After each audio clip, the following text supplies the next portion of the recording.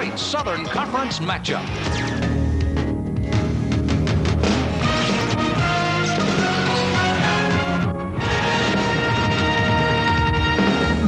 It's a little damp in Boone, North Carolina today, but it's going to have to rain a lot more than this to dampen the spirit of this crowd as one of the great matchups is coming your way as the Marshall Thundering Herd visit the Appalachian State Mountaineers, and it's homecoming for ASU.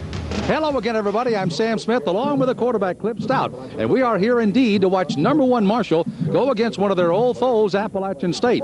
And number 1 coming in, even though Appalachian State has lost a couple of games, Marshall has to come in and play. A great matchup today, Cliff. It is a great matchup. Like you said, ASU's lost 3 games, but they're a very good football team, and they've got a great record over the last 20 years against Marshall. In fact, they're 5-2 under Jerry Moore. The keys of the game brought to you by U.S. Air. Let's start with Marshall and see what they've got to do to get a victory today. Well, they've got to have a balanced attack. They like to mix it up about 50-50 pass and run. They've got to just be poised and stay with their game plan and forget what's happened against App State the past few years. Defensive line has to keep the pressure on a brand new quarterback for Appalachian State, and for ASU, I guess the secondary is a question. Secondary could be a big problem. They've got 2 injuries back there, a starting corner and the strong safety. One is out, one is questionable, so some young guys are going to come in and have to do a good job against a potent passing attack. And, of course, void turnovers against number 1. Let's take a look at some of our players to watch today, and a great one, a great receiver, Randy Moss, just a freshman for Marshall. This freshman's a quarterback's dream. He's 6'5", he can run like the wind, and in just 7 games, he's already got 11 touchdown receptions, and he's closing in on the Southern Conference record. He also has caught a touchdown pass in the last 7, which is tied a Marshall record. He could break that today. The other side of the coin, a great running back with the name of Damon Scott, this kid number 1 in the conference. Damon Scott's a great rusher. He's also their number 1 receiver. They want to control the game with him on the ground. They don't want to get behind and rely on their passing game. They want to control with Damon Scott. Well, you can already hear that the crowd is starting to get pumped up as number 1 goes against Appalachian State. ASU has won 4 out of the last 5 meetings. Can they do it again? We're back with more of our pregame show and the kickoff from Boone after this timeout. Today's Southern Conference game is being brought to you by Greensboro Convention and Visitors Bureau, by Interstate Johnson and Lane, by Reebok, and by U.S. Air.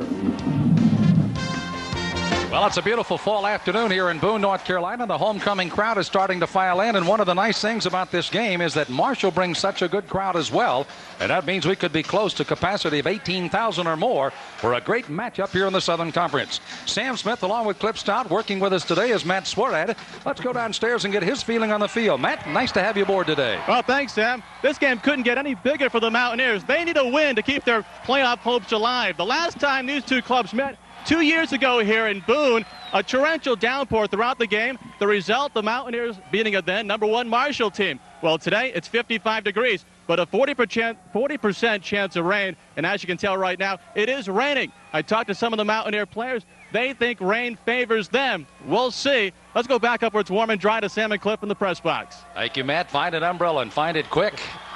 Well, it'll be Marshall kicking off to Appalachian State, and that may be something that we'll find out early here, Cliff. ASU said they got to control the football, keep it away from Marshall. This would be a good opportunity for them to try to do that right now. Well, it's going to do a lot for their belief in themselves today. They want to establish some kind of drive, not just go out there 3 plays and punt. But they've had a lot of turnovers this year. That could be a problem too. They've turned the ball over 15 times, and you can't do that against Marshall. They're a team. Marshall's a team that scores a lot of points. They score a lot of points in a hurry, and when you rely on your running game like the Mountaineers do, you don't want to fall behind and lay the game in the hands of your quarterbacks. Well, a couple of outstanding former football players himself, Jerry Moore, and a grad of Marshall, Bob Pruitt, are waiting for the opening kickoff, and Marshall set to kick it off here. Getting ready to put a toe into it will be Tim Oppenlander. Oppenlander, not only an outstanding kickoff man, but of course was handling the field goal chores before Chris Hansen has stepped on and of course has done all of the other things. Here's the carry. It's going to come straight up the field, and carrying it is L.J. Brooks. He'll bring it all the way out, and they'll have good field position to start at their own 25-yard line. And ASU brings out their offensive unit. Interesting start for today for Appalachian State. As Brooks got them a good field position, now they turn it over to their quarterback, and that's going to be a youngster by the name of Baker. Baker did not start the game last week, but came on with 2 touchdowns late on a touchdown pass and brought them from behind to be Georgia Southern. He gets his first start at ASU today. The stacked running backs. They give it to the first man, and this will be a problem for them as Marshall swarms. Matter of fact, that defensive down line may be one of the best in 1AA. They're a very good defensive line. 3 of them have 4 sacks. There you see Baker's numbers from last week: 8 of 11, 159 yards, and 2 touchdowns in that comeback win against Georgia Southern. But that front four for Marshall is a very tough front four. Well, you see the lineup there: Damon Scott, the leading rusher in the conference, and the split receivers, and Baker, the quarterback. Offensive line, Gruber and Clark, along with Catlip, have been here a long time, and they're a good group to run behind. This time out of the shotgun. Baker will be tested here. Quick handoff on the inside to Scott. Bumps to the outside, and that's what's made him the #1 rusher as he takes it forward to the 25. And that, Cliff, when you look at a good rusher, is a guy that waits for his block and uses the block very well. Well, that run there, it kind of looked like Emmitt Smith. He didn't just go busting into the hole 300 miles an hour. He picked his hole, took his time, and made a very efficient 8-yard gain. You made mention that 3 of these guys have 4 sacks or more on that down line. And the secondary is also bolstered up. Marshall, with a young man by the name of Cunningham. Melvin can cover the field with the best of them. He will play in the NFL. Here's a 3rd down play. Option by Baker. Late pitch to Scott. Not going to make any room. And an excellent pursuit down the line of scrimmage. Paul Toten from Danville, Virginia, comes in. He's one of those that has 4 sacks. They stop him for a loss. And it's going to be punt time for Appalachian State, and not a good message early on. No, it isn't. That's exactly what they wanted to stay away from. They wanted to at least get a couple first downs. And if they couldn't get a score, at least punt and make Marshall take it the whole length of the field. Now Marshall's going to get really good field position here. All-conference punter Alan Gwynn, who's averaging 41.4 yards per punt. That could be a key factor today in the game with both of these. And the deep man, this is dangerous. Tim Martin waiting for the return, and this is a boomer by Gwynn. All the way back to the 24 is Martin. Great speed, has his legs cut out from Martin. The ball is loose, but the officials are ruling that the turf caused the fumble when Martin was upended on a smashing tackle, and Appalachian State's defense on special teams covers well. And the man getting credit for that great tackle, Spencer Reeves, number 41. He was down in a hurry and just took his feet right out from under him from Canton, North Carolina.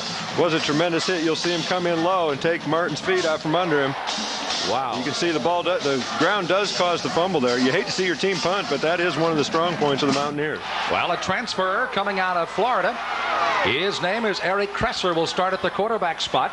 He is a senior, and he'll look for Randy Moss as his wide receiver, but they'll try the middle, and one of the guys that replaced Chris Parker, the graduate.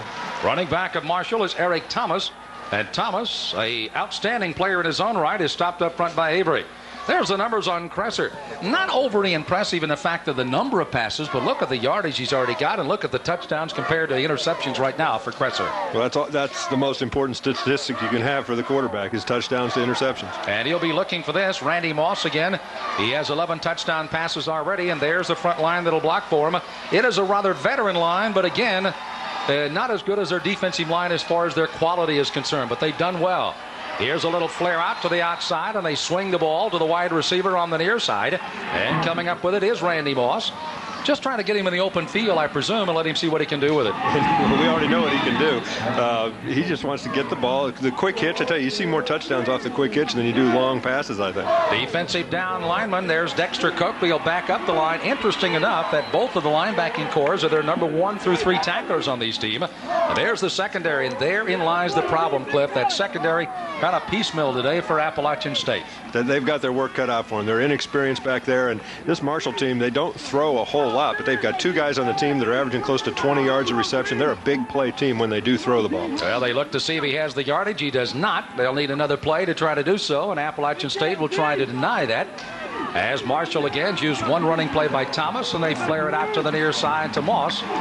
Moss and Martin, as you mentioned, a good combo because you have a very big receiver. You quarterbacks like those guys, you can see. And quite obviously, Martin can burn anybody in this league, and so can Moss for that matter. Well, they've been doing it all year. Martin's a little quick guy that runs the precise routes and gets open. And Ross is just, it reminds me of, who was the receiver with the Jets a couple years ago? My mind just went blank. But he's just a tall, skinny receiver that can fly. Doesn't even look like he's running hard when he gets the football. Well, a 3rd down and short yardage. Man in motion, slipping down. Kressler turns. He's going to have to take it himself. He also slips, but I think he's got the first down. Now they're marking his knee down. He came up short. So again, they marked the knee as he dove forward, but again, as his foot slipped out, his knee did go down, and I'm sure the replay will bear it out. Fenderson, who made 18 tackles, tying a defensive back record at Georgia Southern's game last week. Let's watch it here closely. There you see the replay. That play was doomed from the beginning. His knee did, in fact, touch down, but the motion man fell down. That play was just one that they'll go back to work on in practice next week. So even though the Marshall the offense couldn't get going, they do force Chris Hansen to punt the ball away. 42-yard average. And the deep man standing back for Appalachian State. You see the numbers. By the way, he has a 70-yarder to his credit already. And back deep for Appalachian State, getting ready to try to return the football, is Desmond Howard. Or Adams, excuse me. They wish. Yeah. Wish they had that Heisman Trophy winner. I wish I could have remembered the name Altoon a minute ago when I was thinking of it. There you go. Well, we'll both get our names right here in a minute. A couple too many hits to the head during my career, I guess. Delay of game on Marshall. Hansen will have to step back a little further. It'll be interesting to watch these punters also on a little slippery turf, because you plant that foot and it's not there, you could have yourself a problem. And a good look at Hansen from just over the line of scrimmage. No wind to speak of here at Kid Brewer Stadium. Light rain falling most of the morning in a slippery turf, and Adams is waiting back, left footer. He'll tower this one. They'll get great coverage, not excellent distance though. And they're going to walk away from it. They'll get good distance with that. And look at this down at the 3-yard line. Oh, what a nice bounce for Marshall. And excellent coverage by their special teams. As a man down on top of it, they down it inside the 5-yard line and get it at the 3-yard line.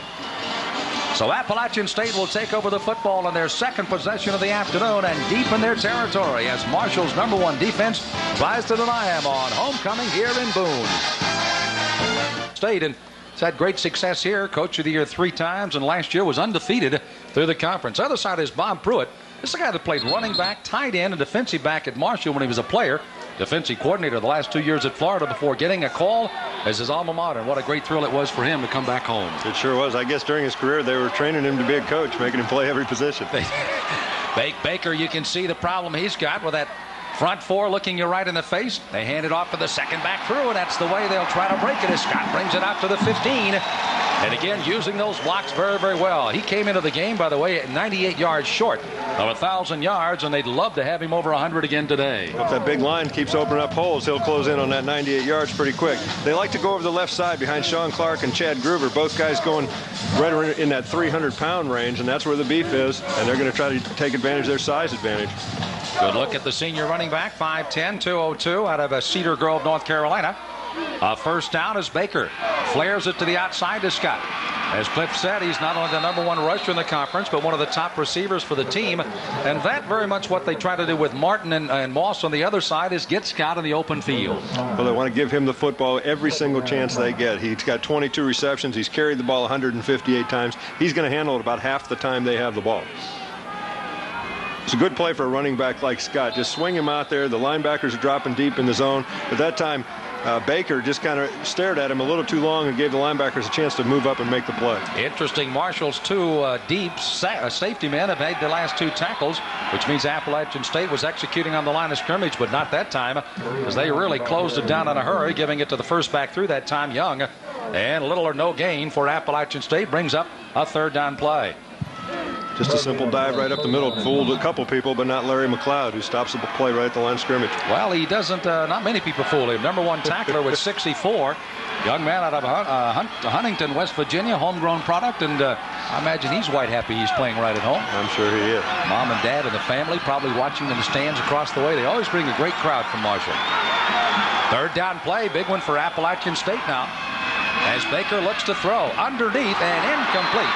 Had his receiver wide open that time, but could not hang on to it.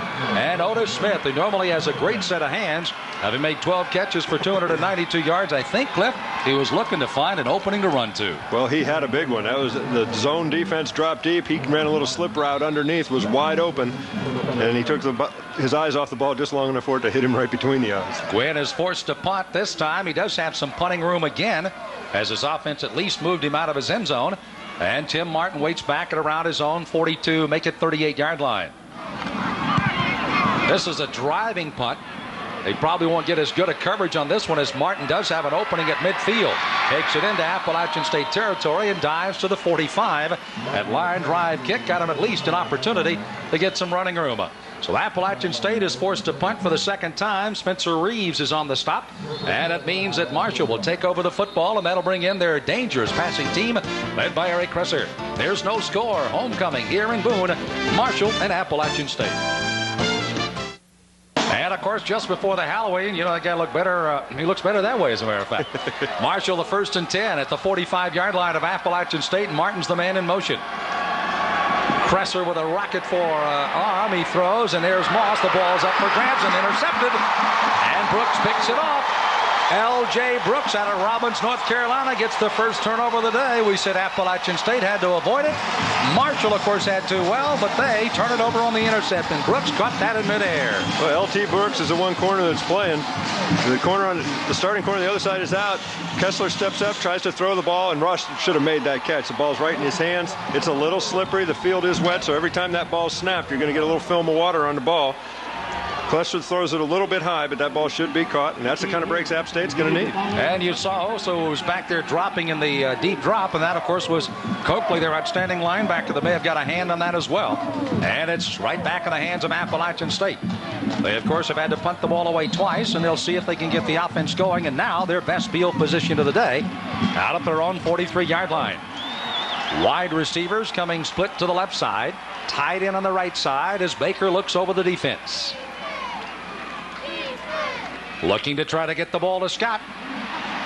Stringing out the defense, and there's the footing goes awry, and B.J. Cohen, along with Thomas Maxwell, come up to make the stop. Cohen is one of those guys from Connally, Georgia.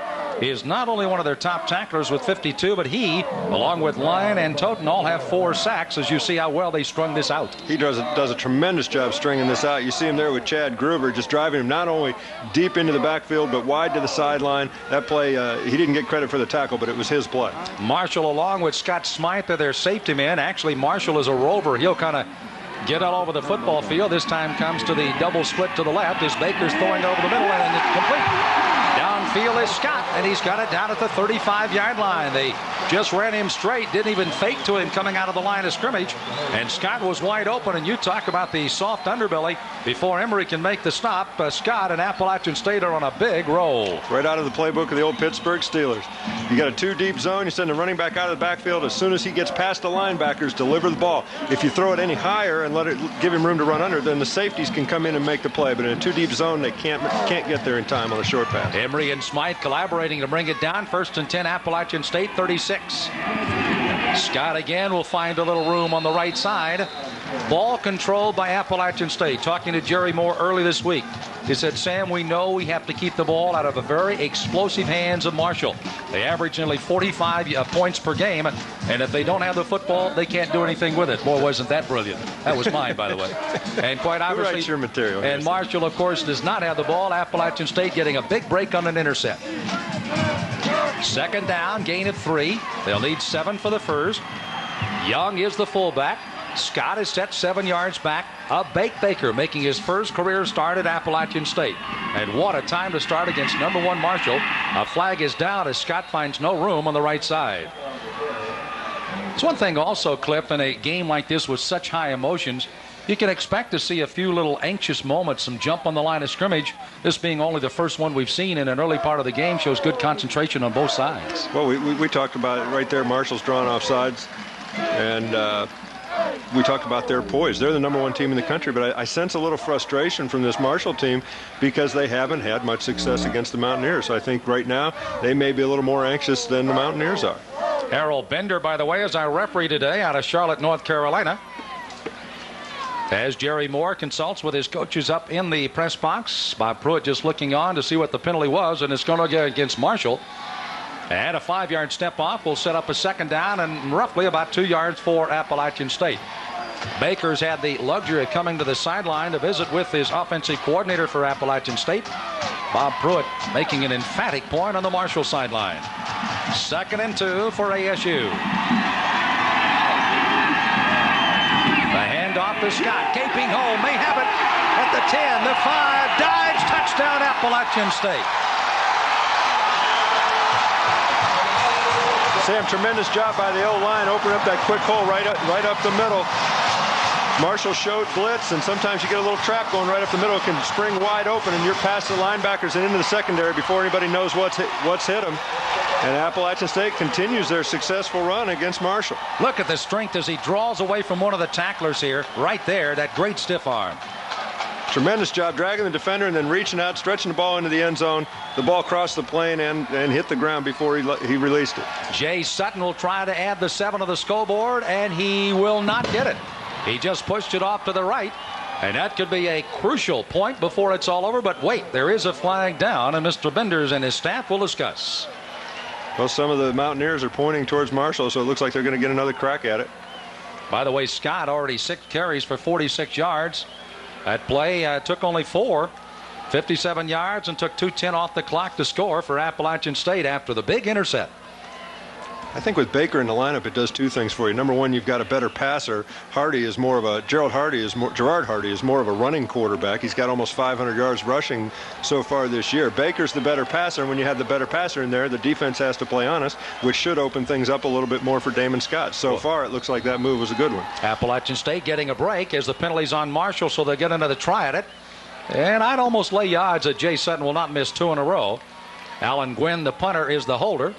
Good snap, good hold. This one is up, and he does get this one.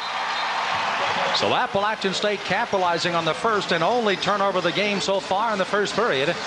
With 7:30 left to go in the first period, they go on a 57-yard march with Damon Scott, the #1 rusher in all of the Southern Conference, and closing in on the top 5 of all of the conference, gets the touchdown, and Appalachian State leads by a score. Well, Marshall with a 7-point lead. Appalachian State with a 7-point lead. As we were talking about, Marshall has to get things going, but the one thing they have to do is to shore up the defense on the line. It's a little porous right now. It really is, right? Again, they showed blitz right there. You couldn't see with that replay, but they ran a quick little trap up the middle. When you're running the blitz, there's no secondary people behind your front 7. They have to line up over the tight end or whatever in case someone releases for a pass route. So that middle's wide open. You break the crease, you're gone. Scott, by the way, is less than 50 yards away from reaching 1,000 for this season. He's 3rd all-time in rushing here at Appalachian State. A couple of good ones ahead of him, John Settle, along with Chip Hooks. 3,453 yards by Scott coming into today's game, and he's just adding to it. Appalachian State getting ready to kick off. They'll get the toe into it with Jay Sutton, as there is some conversation going on with the secondary, the linebackers, and the linemen, all trying to make sure they get that, particularly that little over the top pass to Scott, I think, squared away. Well, in the 2 deep zone, somebody has got, one of the linebackers has to pick up both on one side the tight end, on the other side the running back, so they can't get down into the secondary quickly. Holy mackerel! Sutton has just sent it from here all the way up to Tennessee. Knocks it right out of the back of the end zone. As Moss and Martin had nothing more to do than just watch it sail away, and that it was without the benefit of the wind here at Kidd Brewer Stadium. A great kickoff by Jay Sutton. Well, he showed a tremendous leg right there. You're right, there's no wind. This is really a perfect day for football if the rain doesn't come back. It's a nice cool day, cool enough for the linemen to have fun, dry enough for the quarterbacks to throw the football. We, by the way, will be going downstairs in a few moments to Matt Swear to kind of get an update on how that footing is down on the turf as Eric Kresser gets ready. 1st and 10 for Marshall. Wide receivers split to the left side. Moss along with Martin in the slot. They give it off to Thomas. Good pursuit along the line of scrimmage by Appalachian State.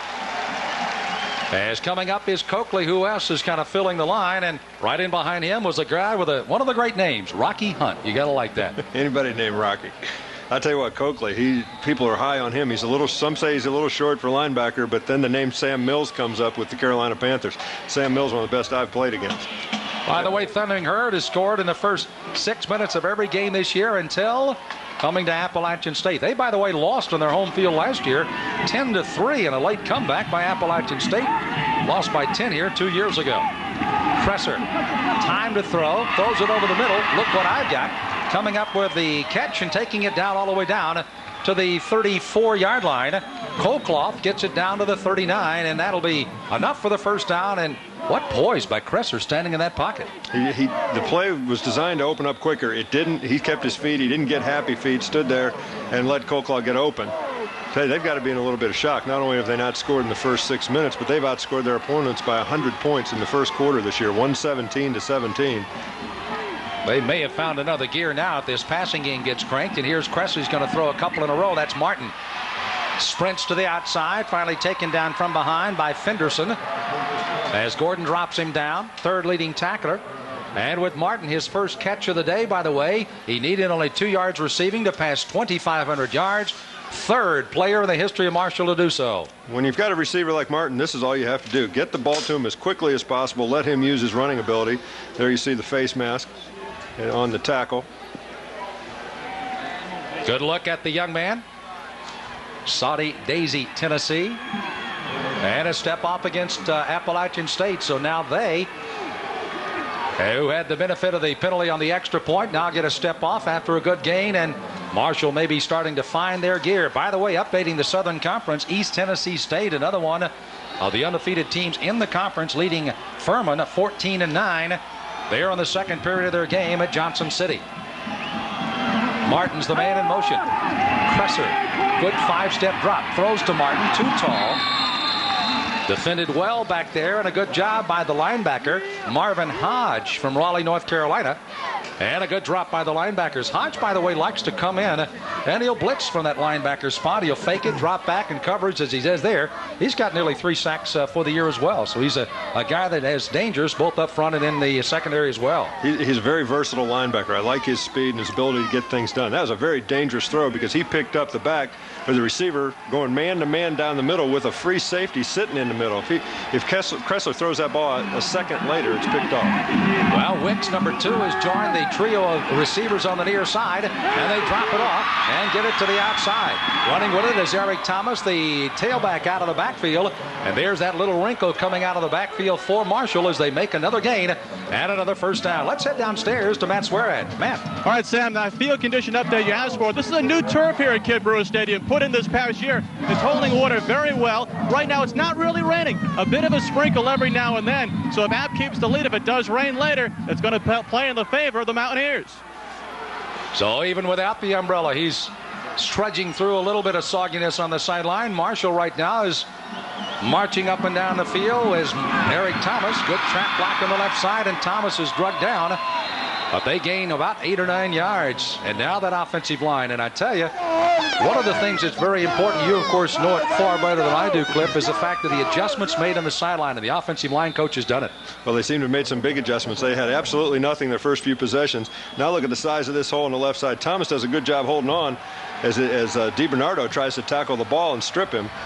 Good hole. You know, this guy's averaging 9 yards a carry, so you can bet they're going to go to him as much as they can. Rain continues to come down. Thomas with 13 yards receiving and 9 yards on the rush. Look on Cresser, out to Martin. And he'll be forced out of bounds on the far side. But again, they've got wrinkles, and still we have not seen Randy Moss, who's one of their top receivers, drop a pass earlier. Martin seems to be the favorite target right now, and out of the backfield, Eric Thomas. For this Marshall offense, 1st and 10 as they drive down to the 19-yard line of ASU. Randy Moss with 11 touchdown catches for the season. 7 consecutive games with a touchdown, and hard to deny for Marshall.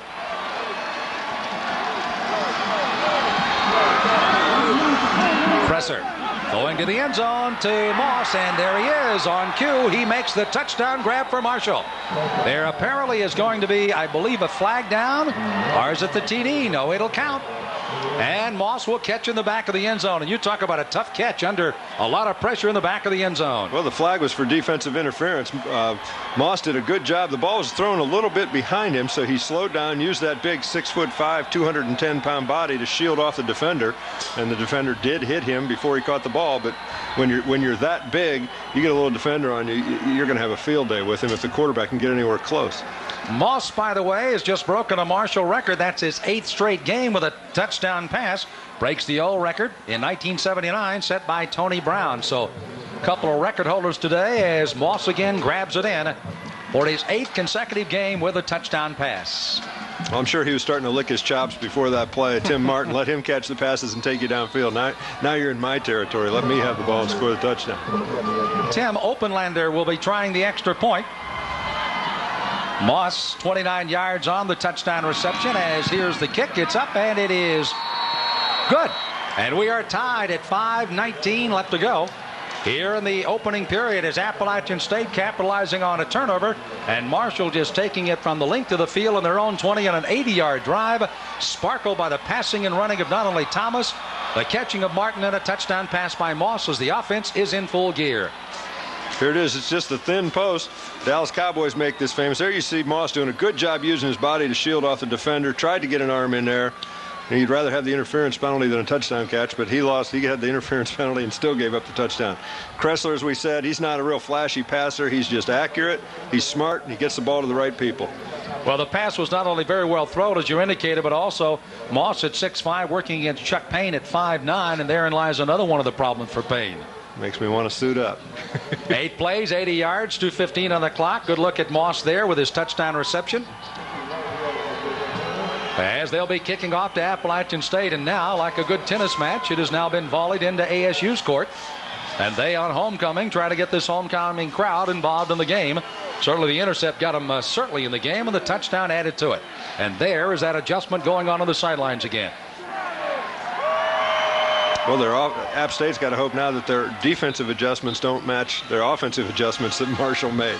That looked too simple. Standing back deep are Adams along with Brooks to return the kick. And again, apparently the penalty, a 15-yard personal foul penalty marched off against ASU. So they'll be kicking off at midfield.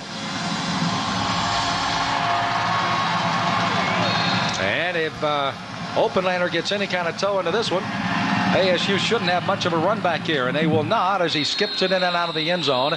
It'll be 1st and 10 for ASU at the 20-yard line. ASU had good success of swinging the ball to Scott, throwing it over the middle. You know that right now Marshall must have made some adjustments. What else in their offense can Appalachian State do to throw a little wrinkle into it at this time? Give the ball to somebody besides Scott. That's right. They haven't done that yet. Anything else would be a flea flicker right now. But they're going to keep going to him until Marshall does something to stop it. You know, another key receiver that we have not heard from, he dropped a pass early, was Otis Smith. And that'll be a man that's flanked to the left with a stack running backs. And they do fake the handoff. And here's Baker throwing deep. And almost an intercept on an excellent play by Goins. And a flag is down, however. Apparently he did get some contact on the wide receiver. Trying to get upfield, I believe that was Burton. Kevin Burton on the fly pattern. And Goins again back, got his hands on the football, but they'll bring it all the way back. And again, they'll march it off from where? Mr. Bender and his staff will discuss. Goins, by the way, is still down on the sidelines over on the Marshall sideline, just down from their bench. Offensive interference. It is a push off again on Burton as Goins had the position, and Burton from behind did the push. And there's Goins. See if we can see what happens here from the press box. Just looking down the field, it looked like they both just went up to catch the ball. Let's see if there's any shoving going on here. I don't see it.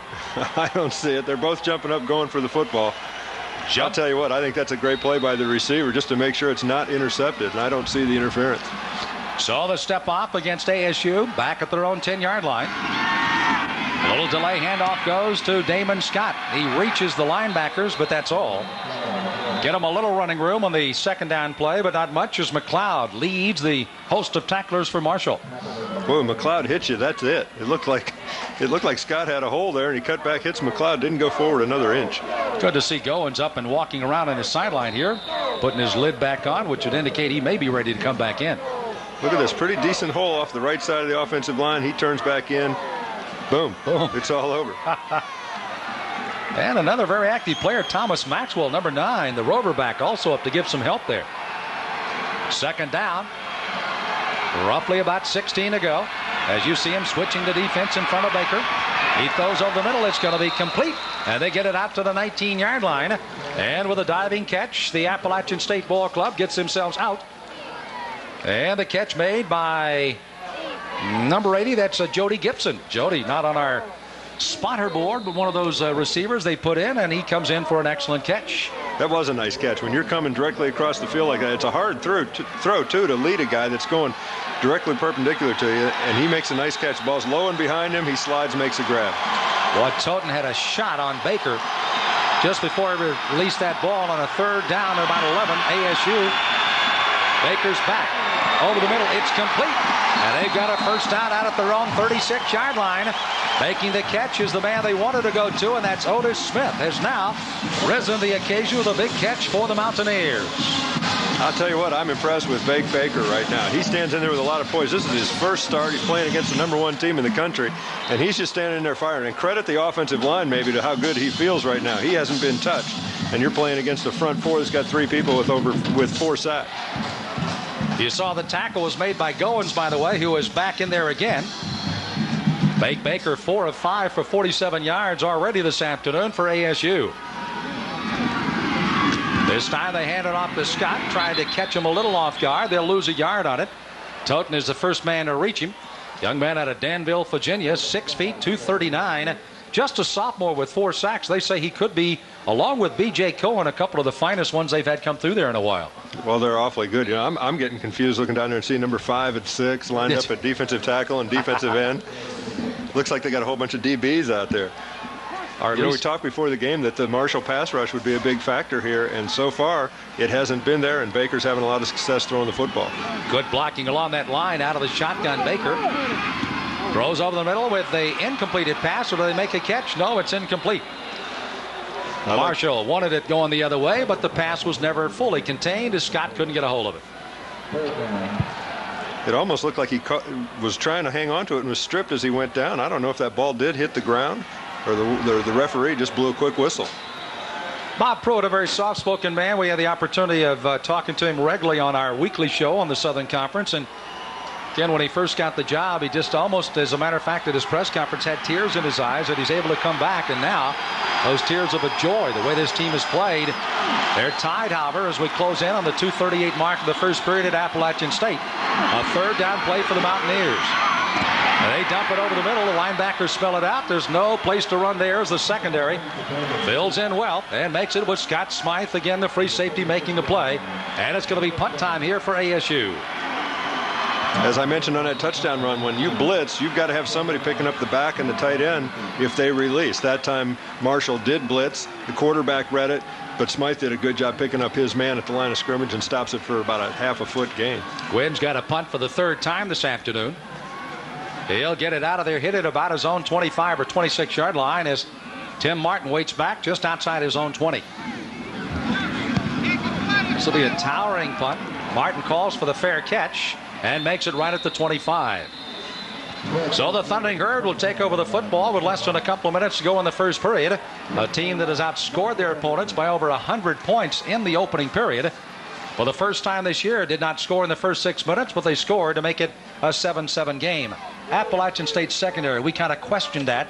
As you take a look at the series, App State, 14 of the 20 games played, 4 out of the last 5. But today, secondary, a little piecemeal, certainly going to be one that they'll have to look out for today. Well, the secondary looked suspect for sure on that last drive. It just looked too simple. Martin making a couple nice short catches, turning it up for 10, 12-yard gains, and then Randy Moss doing what he does best on the post for the touchdown. Presser has Moss in motion. He'll go back to the same side at Martin and makes it a trips left. Good protection. They swing it out. On the far side, getting it on the catch and taking it out of bounds. And they swing it out to the tight end. That's Jarrett Long. And they'll gain a couple of yards at most on the play. Well, make it only about a yard and a half. So that one smelled out and defended well by Appalachian State. And Chuck Payne, the young man that was burned for the touchdown pass a moment ago by Moss, makes the stop. Nothing pretty here. Same thing they did last drive. Now maybe here is Appalachian State's adjustment. They're not giving such a cushion for that short out so the receiver can't turn up and pick up 12 or 15 yards. Which means there's probably a little hole somewhere they'll try to exploit. Let's see if Cressler's going to try to find it. No, they'll give it off to the first back crew. And with some running room, Marshall is on the run. And taking it straight up the field is Doug Chapman. Chapman along with Turner both filling in for the injured Eric Thomas early in the year. And Chapman was named as one of the players of the week in the Southern Conference, one of his earlier games. And he rips off a big gain out to the 44-yard line. Huge hole off the right side. Good cut back by Chapman. He's got some speed. Picks up about 20 yards before he goes down. But here's another guy. He's averaging almost 6 yards a carry. Reed and Wilson on the right side opening up that hole for him. Here's a handoff again. If it ain't broke, don't fix it. And they do with Chapman as he takes it out over the 45, out to the 47-yard line. As that time, Steve Carson defensive end from Durham, North Carolina, 6'2", 245 on the tackle for ASU. Well, that time Carson broke it. He did break it. They got to fix it. Now we'll see what they fix it with. And remember those little flare passes they were trying to go? Let's see if they fake that and throw it out there and then try to come back with something else. They're going to go trips left for sure. What they've been doing is just clearing out with the two outside guys and running the inside guy in a short out. Here you got Martin coming back in that same position. Just to hitch this one. And here it comes to Moss. Dangerous man in the open field. As that time Johnson had a handful. Moss, however, with that great speed and some good size, just jukes him out of position, takes it for a first down.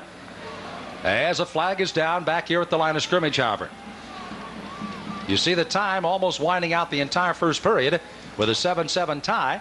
And therein lies probably almost a successful gain here for Appalachian State to be in the game with Marshall. They knew they had to be if they had a chance to win the game today, and they certainly have done that by scoring first off the intercept.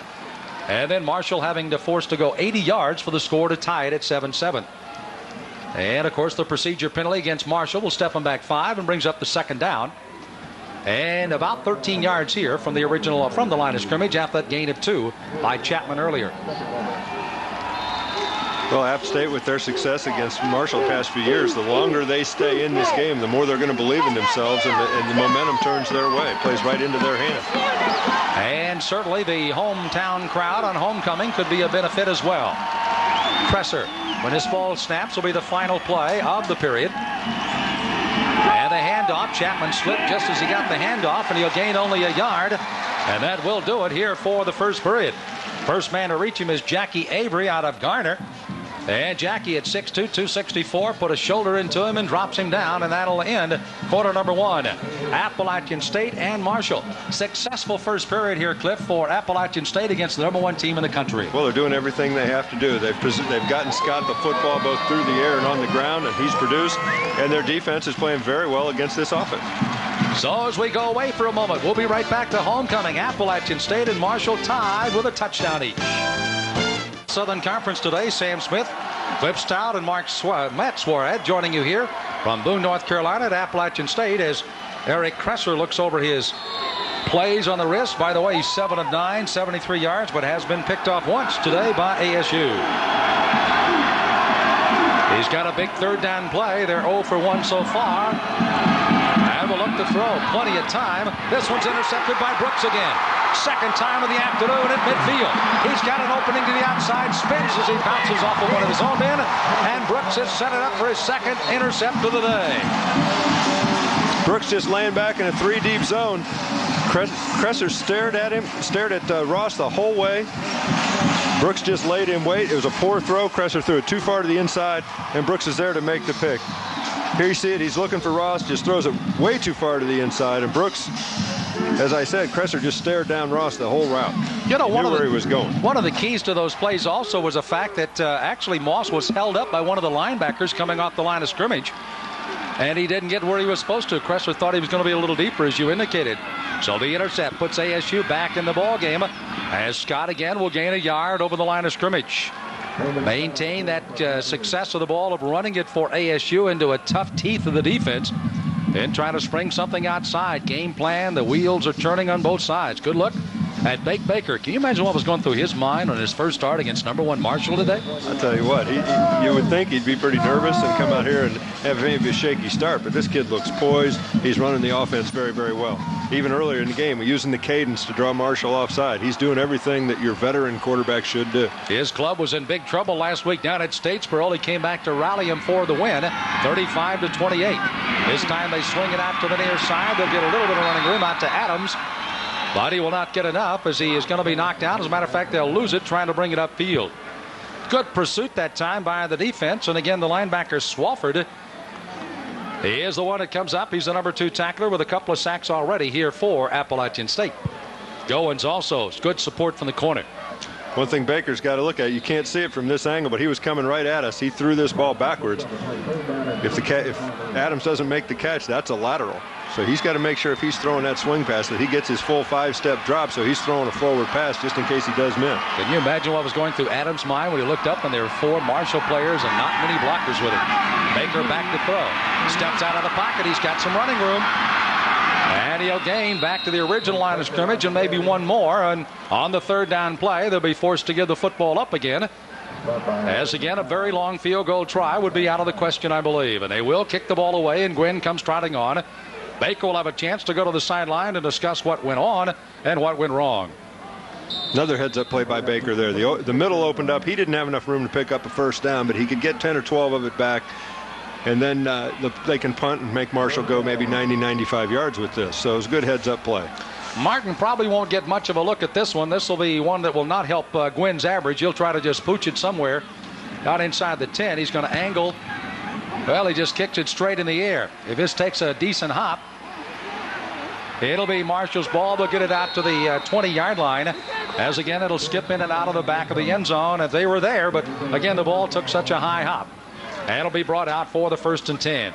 So Marshall with an opportunity. And again, a flag flew just as the ball went in the end zone. And we'll see what the officiating corps has to say about it. Great setting here at Boone. You can see those beautiful trees in the background. It kind of sets in a little small valley here in Boone. And when it's homecoming, this is a festive time in the month of October. Well, it's a beautiful place to be this time of year. In fact, flying in here from Las Vegas to do the game, it's impossible to get a room around this area just because the leaves are changing. It's a hot spot this time of year, this part of the country. It really is gorgeous up here. By the way, how was your room in Pittsburgh last night? Was it good? So let's see what the mark-off's going to be here. It'll be against Marshall, and they'll bring it out to the 10-yard line.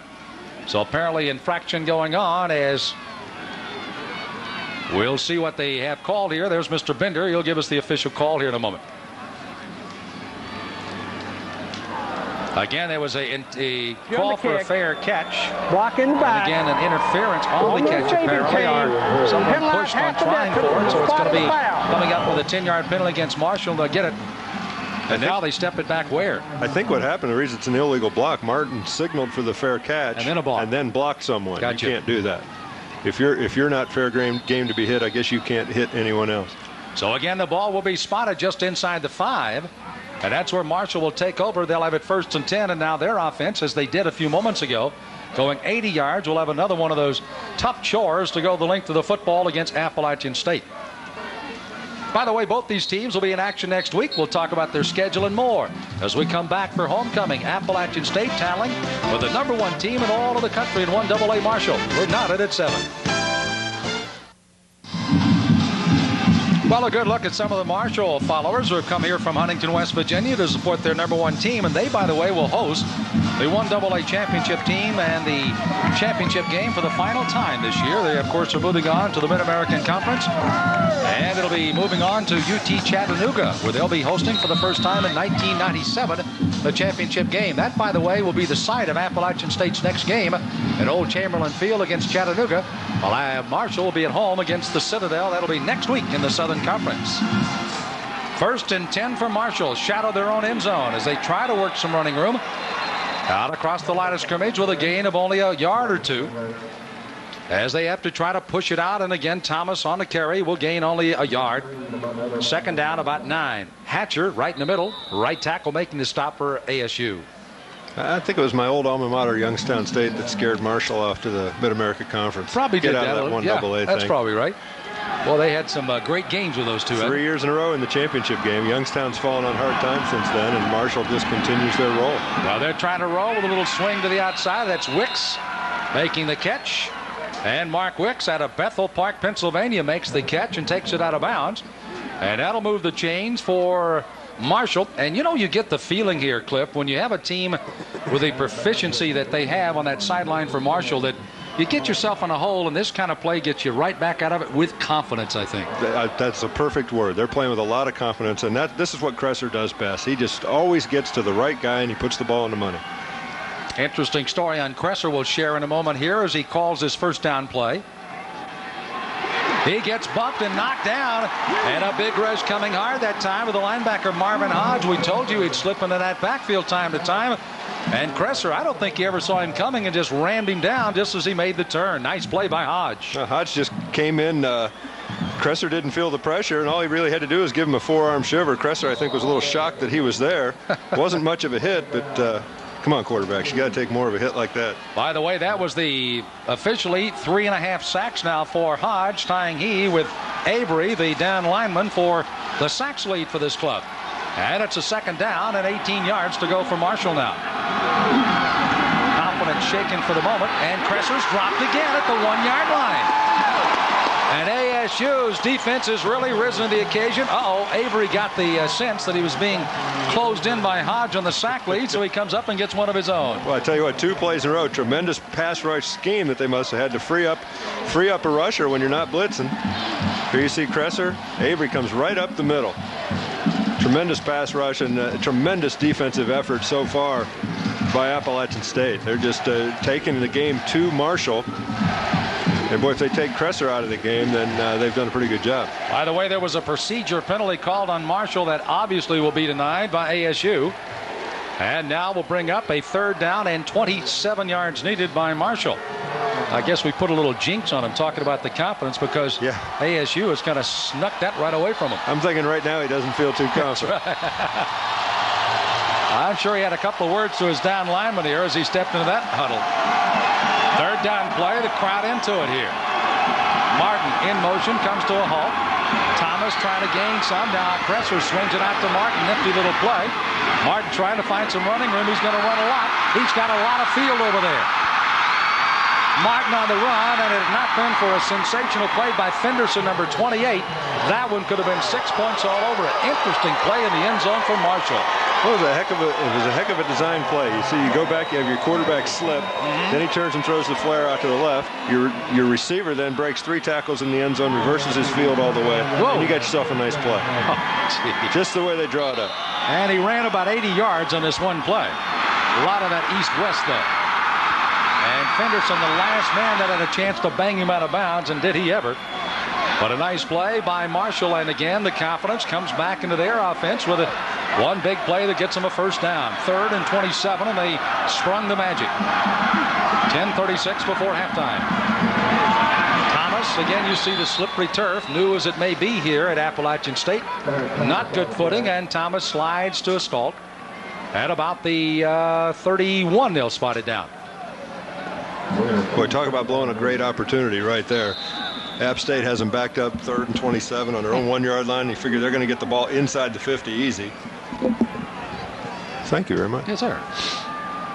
That microphone looked good coming out of your ear. A little technical adjustment going on here.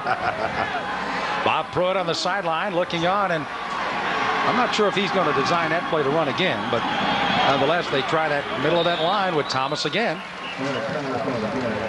And now, just as we say, I guess in the old biz, getting back to basics here for Marshall. Well, the 2 sacks, I'm sure, didn't make them very happy, and then they have a fluke play to get them out here. Now they say, okay, O-line, let's get back to it. You made a few mistakes. We'll run it right down their throat for a few plays. A rather big play for both of these teams. It's a 3rd down and 4 for ASU that, of course, defensively had really stymied Marshall there. Marshall getting their game a little bit back in gear again, and they, of course, are trying to go for their 1st down. Marshall, you see, over 100 yards so far in passing. 47 so far for ASU. And Kresser is going to throw. Swings it out to Moss. He'll make the catch right at the stake, or at least the distance to move the chain at the 40-yard line. And if it is at the 40, that'll be a 1st down, and they're going to gain about 5. And there's another good look at Randy Moss. 8 consecutive games with a touchdown pass. He has the only score of the day for Marshall. It is a 1st down. They'll move the chains at the 40-yard line. ASU's defense, rather interesting. It's normally you have one guy turning and looking at the sideline. Literally all 11 guys turn to the sideline and get the defensive call. Normally a middle linebacker or such, and they are crammed in on the line of scrimmage. Now the linebackers back out.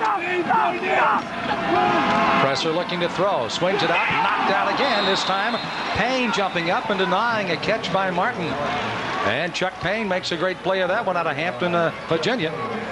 Or that one could have been in the hands of Martin with a little bit of running room on the sideline. Chuck Payne will be dreaming about that one tonight in his sleep. I mean, it's just a perfect interception. Terrible decision by Kresser to try to lob that ball over his head. You're better off just throwing it away. But I guess if you believe in your arm, you try to make every throw you can. Guess who was lurking in the wings? Brooks, waiting for that ball to be tipped. He's already got 2 intercepts, one on a tip and another a good clean one. 2nd down, 10 for Marshall. The pitch to Chapman. Gets a fortuitous bounce, but he's going to be dropped at the 35. And excellent play by who else? The defensive player of the year last year, Dexter Coakley. He's been rather quiet. They've been double teaming him as much as they can when he gets inside the line of scrimmage. Number 1 tackler makes a big play here. Well, he's got good speed, pursues well, and he's got such great strength. Look at that. He just gets a couple hands on him. It's enough to knock him off balance and fall down. I tell you what, again, we compared him to Sam Mills before the game. I've played against Sam Mills. I mean, he brings it. He might be 5'9", but he is, how many times has he been in the Pro Bowl? This kid can play, this Coakley. Well, Defensive Player of the Year 2 years in a row and the Athlete of the Conference last year. And he's coming again as Kresser's back to throw. Pretty good protection this time over the middle to Martin. Martin asked for a little bit of a consultation with the officials after the throw as he and Payne tangled up. And Kresser was expecting Martin to be a little bit opener, and he didn't get upfield enough. And now the fans for Appalachian State applaud the defense as they come off. And it'll be punt time for Marshall again. Adams will wait for this kick. It'll come off the toe of Marshall, and it'll be Chris Hansen. He'll hit this about his own 25. And he gets a towering kick out of there. Wow. Adams wants no part of that one. Takes a little skid right at the 5-yard line, and had the man who was running upfield been able to see where it was going to stop, that was going to be Larry Moore. He went to the outside. The ball came to the inside. They could have easily downed that one. Again, well inside the 5-yard line. What a kick by Hansen. What a tremendous kick. That thing was so high. Perfect spiral. Turned it over. Well, as the crowd looks on, ASU gets the ball at the 20-yard line. And with a 7-7 game at 8:12 before halftime. Well, Chris Hansen is a little bit upset because he thought he had one in Coffin's corner inside the 5. This is Larry Moore. See, he didn't know where the ball was. He had his head up looking at the ball. That could have been down inside the 5. And Hansen, I guess when you think you've got the job done and you don't get it done, oh, shucks. Well, I don't think there's a receiver or a guy like Larry Moore in the country that expects the ball to be kicked 75 yards in the air. He thought he overran it by 15 yards. Well, we made mention at the start of the game, the kicking game with the wet turf could play a big role, and certainly it has this afternoon with both of the guys doing a good job. Back is Baker, pumps once, he's throwing deep, trying to get it out here to Burton. He's got it at the 40, down to the 35-yard line. As again, an excellent thrown ball to Kevin Burton out of Columbia, South Carolina. Makes his 12th catch of the year, and he gets a huge gain from the 20 all the way down to the 36-yard line, where they finally put him down. Baker continues to look sharp. There's nothing pretty about it. It's just a straight takeoff, and he throws the ball perfectly. Sets up, good 5-step drop, cock, aim, fire, put the ball right on the money. That was against Goins, who was shaken up early in the game, but just a well-executed play and a nice throw. Appalachian State with 7:54 left to go for the half, tied at 7. They pitch it to Adams. Adams running out of Scott's tailback role will gain the line of scrimmage and no more. Swafford, one of the linebackers, along with McLeod and Emery, roaming about 5 yards behind the line of scrimmage and supporting well. As Adams looks, talking to some of his linemen. And that's a great deal of chemistry as well, Cliff, and the fact that a lineman knows his man, that he's kind of watched him on film. He knows which way he can normally take him.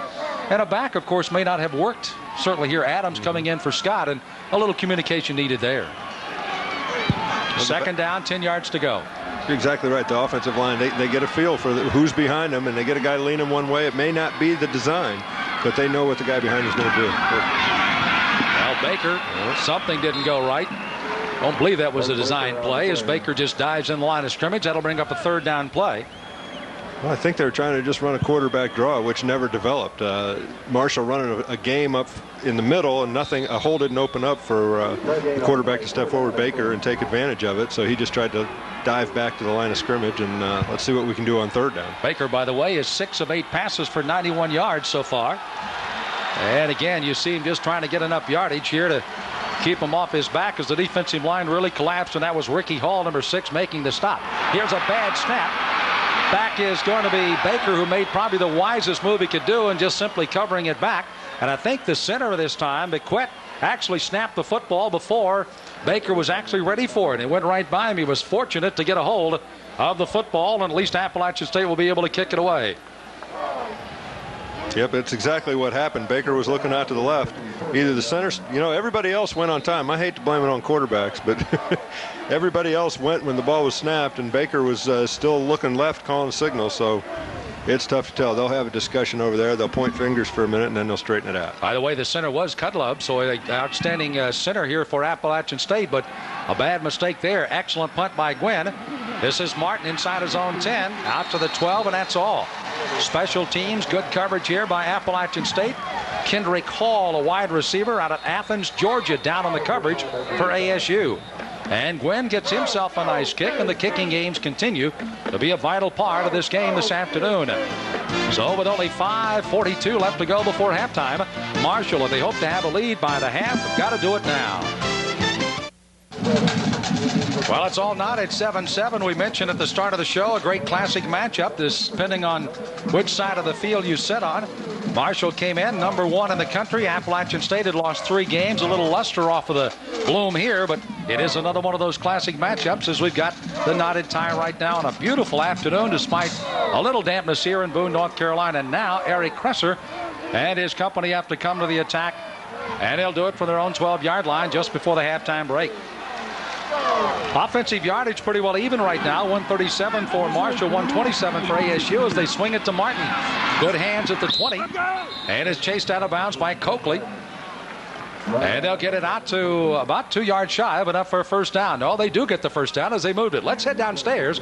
A special guest with Matt Swearhead. Thanks, Sam. Standing with me here at homecoming, one of the more popular guys on campus right now, the new head basketball coach, Buzz Peterson. And Buzz, you're from Asheville, a native of Asheville, back here at ASU where you began your career as an assistant. It must be very special. Very excited. Just so tickled. Mountain Carolina. And it's been I've been glad in '87. Been seated. It was in 9 years. One thing a lot of folks probably don't know is that Buzz was the North Carolina High School Player of the Year in high school as a senior. He beat out Michael Jordan. Michael ended up being your college roommate at North Carolina. When you got this job, what did he say to you as some things to look at and some suggestions? It's always something we've always talked about. If Mike got a chance to be a head coach to help the program out, and he's done that with some Nike deals with us and with Gatorade and with Wilson also. Taking over here at ASU, they're part of the Southern Conference, and the Southern Conference very, very proud to have their conference tournament now in Greensboro at the Greensboro Coliseum. I know you're excited about that, a great recruiting tool. Oh, it is great. Great town, great tournament. I'm looking forward to it my first year, and with a lot of alumni from ASU, we hope to get those people out. Well, Buzz, thanks a lot. Best of luck to you, and enjoy the game. Thank you, man. Appreciate it. Let's go back. Well, a big play by Dexter Coakley after Kresser had tried to hit on a long pass, broken up by Johnson. Coakley comes in, and I believe that's the 3rd sack of the day on Kresser as he goes down in a heap. And Kresser again turning and looking to see where this big fella's coming from. Well, he was coming from the outside, and he came quick. Coakley with a big pass rush. No, somebody's got to pick him up. When there's only 6 guys rushing, somebody missed their block right here. There's the guy. Chapman didn't pick him up as he tried to make the move, and now a 3rd down. 16 yards needed for Marshall. 4:50 to go before halftime. Kresser looks to throw. In a crowd just over the outstretched hands of the receiver and defensive back Johnson as they were trying to get it upfield and try to get in the hands of Moss. Excuse me, it was a Coleclaw trying to get a hold of it, but the defense again rises to the occasion for ASU, and Marshall has to regroup again and punt the ball away. Next time Coleclaw comes across the middle, he's going to be looking for Gordon Fenderson. Fenderson just laid him out as the ball sailed over his head, and he took his eyes off, or took his mind off where he was, let his guard down, and he got ripped. Adams will try to return this left-footed kick by Hanson, who hangs another beauty. And it's 27. And there's going to be a face mask as he's brought down from behind. Special teams player Larry Moore. And it was obvious to see that one with once again Adams going one way and unfortunately his head going the other. And the penalty will be called on Marshall 15 yards after the tackle, and they'll bring it out for an excellent field position for ASU before halftime. With the 15-yard penalty and 4.5 minutes left, plenty of time. There's no reason for Baker or the Mountaineer offense to get anxious here. They've got plenty of time to drive it downfield. Just go stick with their normal offense. By the way, Cliff, that tackle by Coakley was his official 600th tackle of his career. He's got 6 so far to sack today. And again, the all-time tackle leader in the history of the Southern Conference, and that's not the way you want to tackle, as Thomas got the face mask and the helmet and probably his nose on the way by. That's dangerous right there. I'll tell you what. A good thing the turf's a little bit slippery and his feet just kind of slid out from under him, or that could have been even worse. So Appalachian State's offense under the direction of a junior quarterback making his first start, Baker, will have a 1st and 10 to go after the mark out to the 38-yard line. Scott again just kind of feeling that hole and is met by a host including Avery and the linebacking core. May have gained about 3 yards on the play. They move it. Looks as if it might be beyond the 40-yard line. It is out to the 42. Gain of 4 on the play. And it'll be 2nd down and about 6 yards to go here for Appalachian State with 4:11. Plenty of time before the halftime break. I really like Damon Scott's running style. I mean, he just slowly kind of picked his hole. The play didn't look like anything, and they pick up 4 yards. Scott came into the game with 902 yards rushing and was only 40-something shy of 1,000. As here's a throw over the middle. It's going to be completed and dropped. That time it was Vollmer. Jeff Vollmer, the tight end, battling back with a defensive back. That was Scott Smythe. And Vollmer almost came up with it. 6'2", 246, a big target to throw to, but he couldn't hang on to that one. Smythe had good coverage on Vollmer going down the middle there, and Vollmer actually kind of got tangled up with him as he tried to slip inside on the thin post route and didn't get his head around in time, but did get it around just in time to make sure that Smythe couldn't make the interception and smack the ball down. By the way, ASU and Marshall both have done a good job of recruiting out of the state of Florida. One of those is Vollmer out of Longboat Key down in the Florida Keys. And coming to Appalachian State to play ball as Baker's back to throw on another 3rd down. This time he throws underneath, and Vollmer, who couldn't catch the last one, does this one and takes it down inside the 45 to the 43-yard line. And what a nice call. Vollmer drops one after getting some good coverage. He comes right back to him, and he makes a big catch. Vollmer made a good adjustment. He originally ran about a 7-yard out. Nothing was there. And you watch Baker, he just stands there waiting and ends up getting crushed by Cohen after he throws. But Vollmer made an adjustment, saw that he wasn't open, knew Baker was in trouble, slipped to the inside and ran away from the defender. Baker takes a pretty good hit there from Cohen. Swafford, by the way, the man that finally made the stop out of the shotgun is Baker. 1st down and 10 for Appalachian State. Underneath to Smith. Bangs off of one tackle to the 30. Otis laying some leather out there. I'll tell you what. Otis weighing 169 pounds, and you don't think he's fired up? Boy, I'll tell you what. He sidestepped one guy and then lowered his shoulder and just drove a defender right on his rear. Good throw by Baker. They send everybody deep, release Smith. That's the same route he dropped a pass on earlier. Let's see who he gets. Ooh, number 11. He's going to remember Otis. Who is that number? That's 11? Larry Moore. That's a special teams man. It's been playing a little bit in that secondary. That, by the way, was on their nickel back situation. Here they try Scott. Scott is drugged down from behind by B.J. Cohen out of Conley, Georgia. The defensive right end. Their 3rd leading tackler came in with over a half a century mark on the tackles, and seems like he's been there a long time, and he's still got another year to go. He's a junior. That's just how well he's played in that defensive line for Marshall. It's a nice looking drive so far. Baker's numbers, he's 8 of, it seems like he's thrown more than 11 passes. Yeah. He's 8 of 11, 119 yards, and really hasn't made a mistake. He's looking really sharp out there. Scott, by the way, 11 carries for 57 yards. He's the lone running back behind Baker. And they swing it to the near side, and another catch is made as they'll take this one out of bounds, and they slowly but surely try to move the chains, but not a lot of yardage there. Catch made by ASU, and that's going to be Adams coming out of the backfield. Excuse me, it's going to be Everett coming out of the backfield, excuse me. 3rd and 2, Mountaineers using one of their timeouts, so they want to make sure they get a good call here. There's a minute 54. He was tackled and thrown out of bounds, but the official called the forward progress and kept the clock moving, so they decided to take the timeout, make sure they call the right play. They don't want to blow this drive. They'd like to get 6 or 7 out of it. To be correct, that is Adams at a number 18 on 2 spots on our spotter board here, but it was Adams who made the catch in the ASU. And Marshall have a chance to talk it over here right now. That, by the way, the man talking Right in front was a Melvin Cunningham, a senior from Red Jacket, West Virginia. Number 25, couple of intercepts. And this is a guy, in talking to some of the scouts, in addition to some of the other great backs, this guy could be a real good one in the NFL. Again, at 5'10", maybe a little drawback, but excellent coverage, and they refuse the other team to throw in his direction, which is a good sign. He's a good one. If you can cover, they don't care in the NFL how tall you are. 5'10's not that small. There's a lot of little receivers, too. He's going to have some mismatches, but if you can cover, you can run. And, he's a pretty strong kid, too, 190 pounds. He can come up and hit and stick you pretty good, too. The nice thing about it is the fact that when you are as successful as Marshall, being able to go through the playoffs and all the way into the finals as many years as they have, you get various looks of offenses. You don't just have to look at a Southern Conference offense, which is very innovative, but again, you get it from all over the country, and he's able to improve his game, and I think that's what he's done with the playoffs. He gets to play 14 games a year rather than just 10 or 11 someplace else.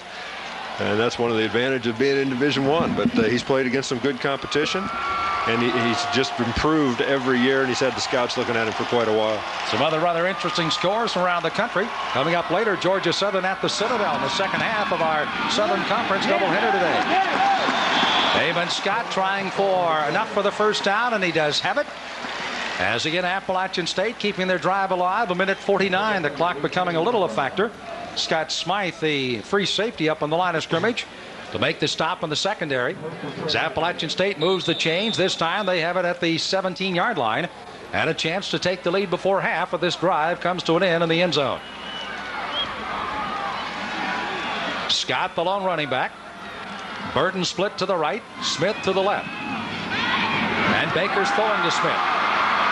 And knocked out of bounds inside the 10, around the 7.5-yard line. And I tell you what about these wide receivers, and there's a good example. Melvin Cunningham gave him a little bit too much room, and Smith made a little juke move to the inside and caught him on the little out. Now watch Otis turn up into Cunningham. He's feeling pretty good because he ran over Larry Moore a minute ago. You can't do the same thing to Cunningham. Cunningham stuck him, well, they kind of danced out of bounds. Kind of looks like ballroom dancing tackling. Nonetheless, whatever it is, It's a first down, and it's goal to goal now as Bob Pruitt looks on for Marshall. Only undefeated first-year coach left for his first year in Division I or 1AA. And Appalachian State would love to end that today. Marshall needs this game to maintain their #1 ranking. Baker out of the shotgun. Time to throw. It's knocked down at the goal line, and jumping up was Maxwell to knock that one away. Intended in the back of the end zone that time as they try to go to the tight end, Vollmer. Burton was also there. Baker made his first mistake of the day and got away with it. Threw it right in Maxwell's hands. He was trying to get on the left side. I think it was Martin, or not Martin, but trying to throw the fade. That wasn't there. He came back into the middle, really didn't take a good look, and threw it right in Maxwell's hands. Smith was a man he was looking for first, yeah. And then Burton and then Vollmer. So he actually had some good patterns with the exception of one thing. He had Vollmer right at the goal line and Burton behind him about 2 yards. No separation. Second down, goal to go. Baker in the end zone again. Scott off his shoulder, incomplete. And as Baker got that one away, he got quite a shot right up the middle. Maxwell was back defending again, but that pass was a little behind Scott simply because of the reason Baker got a big charge.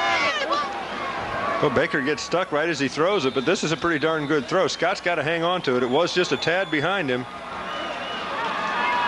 but he's got to make that catch. Right there's 14-7. I think he just didn't see the ball till the very last second.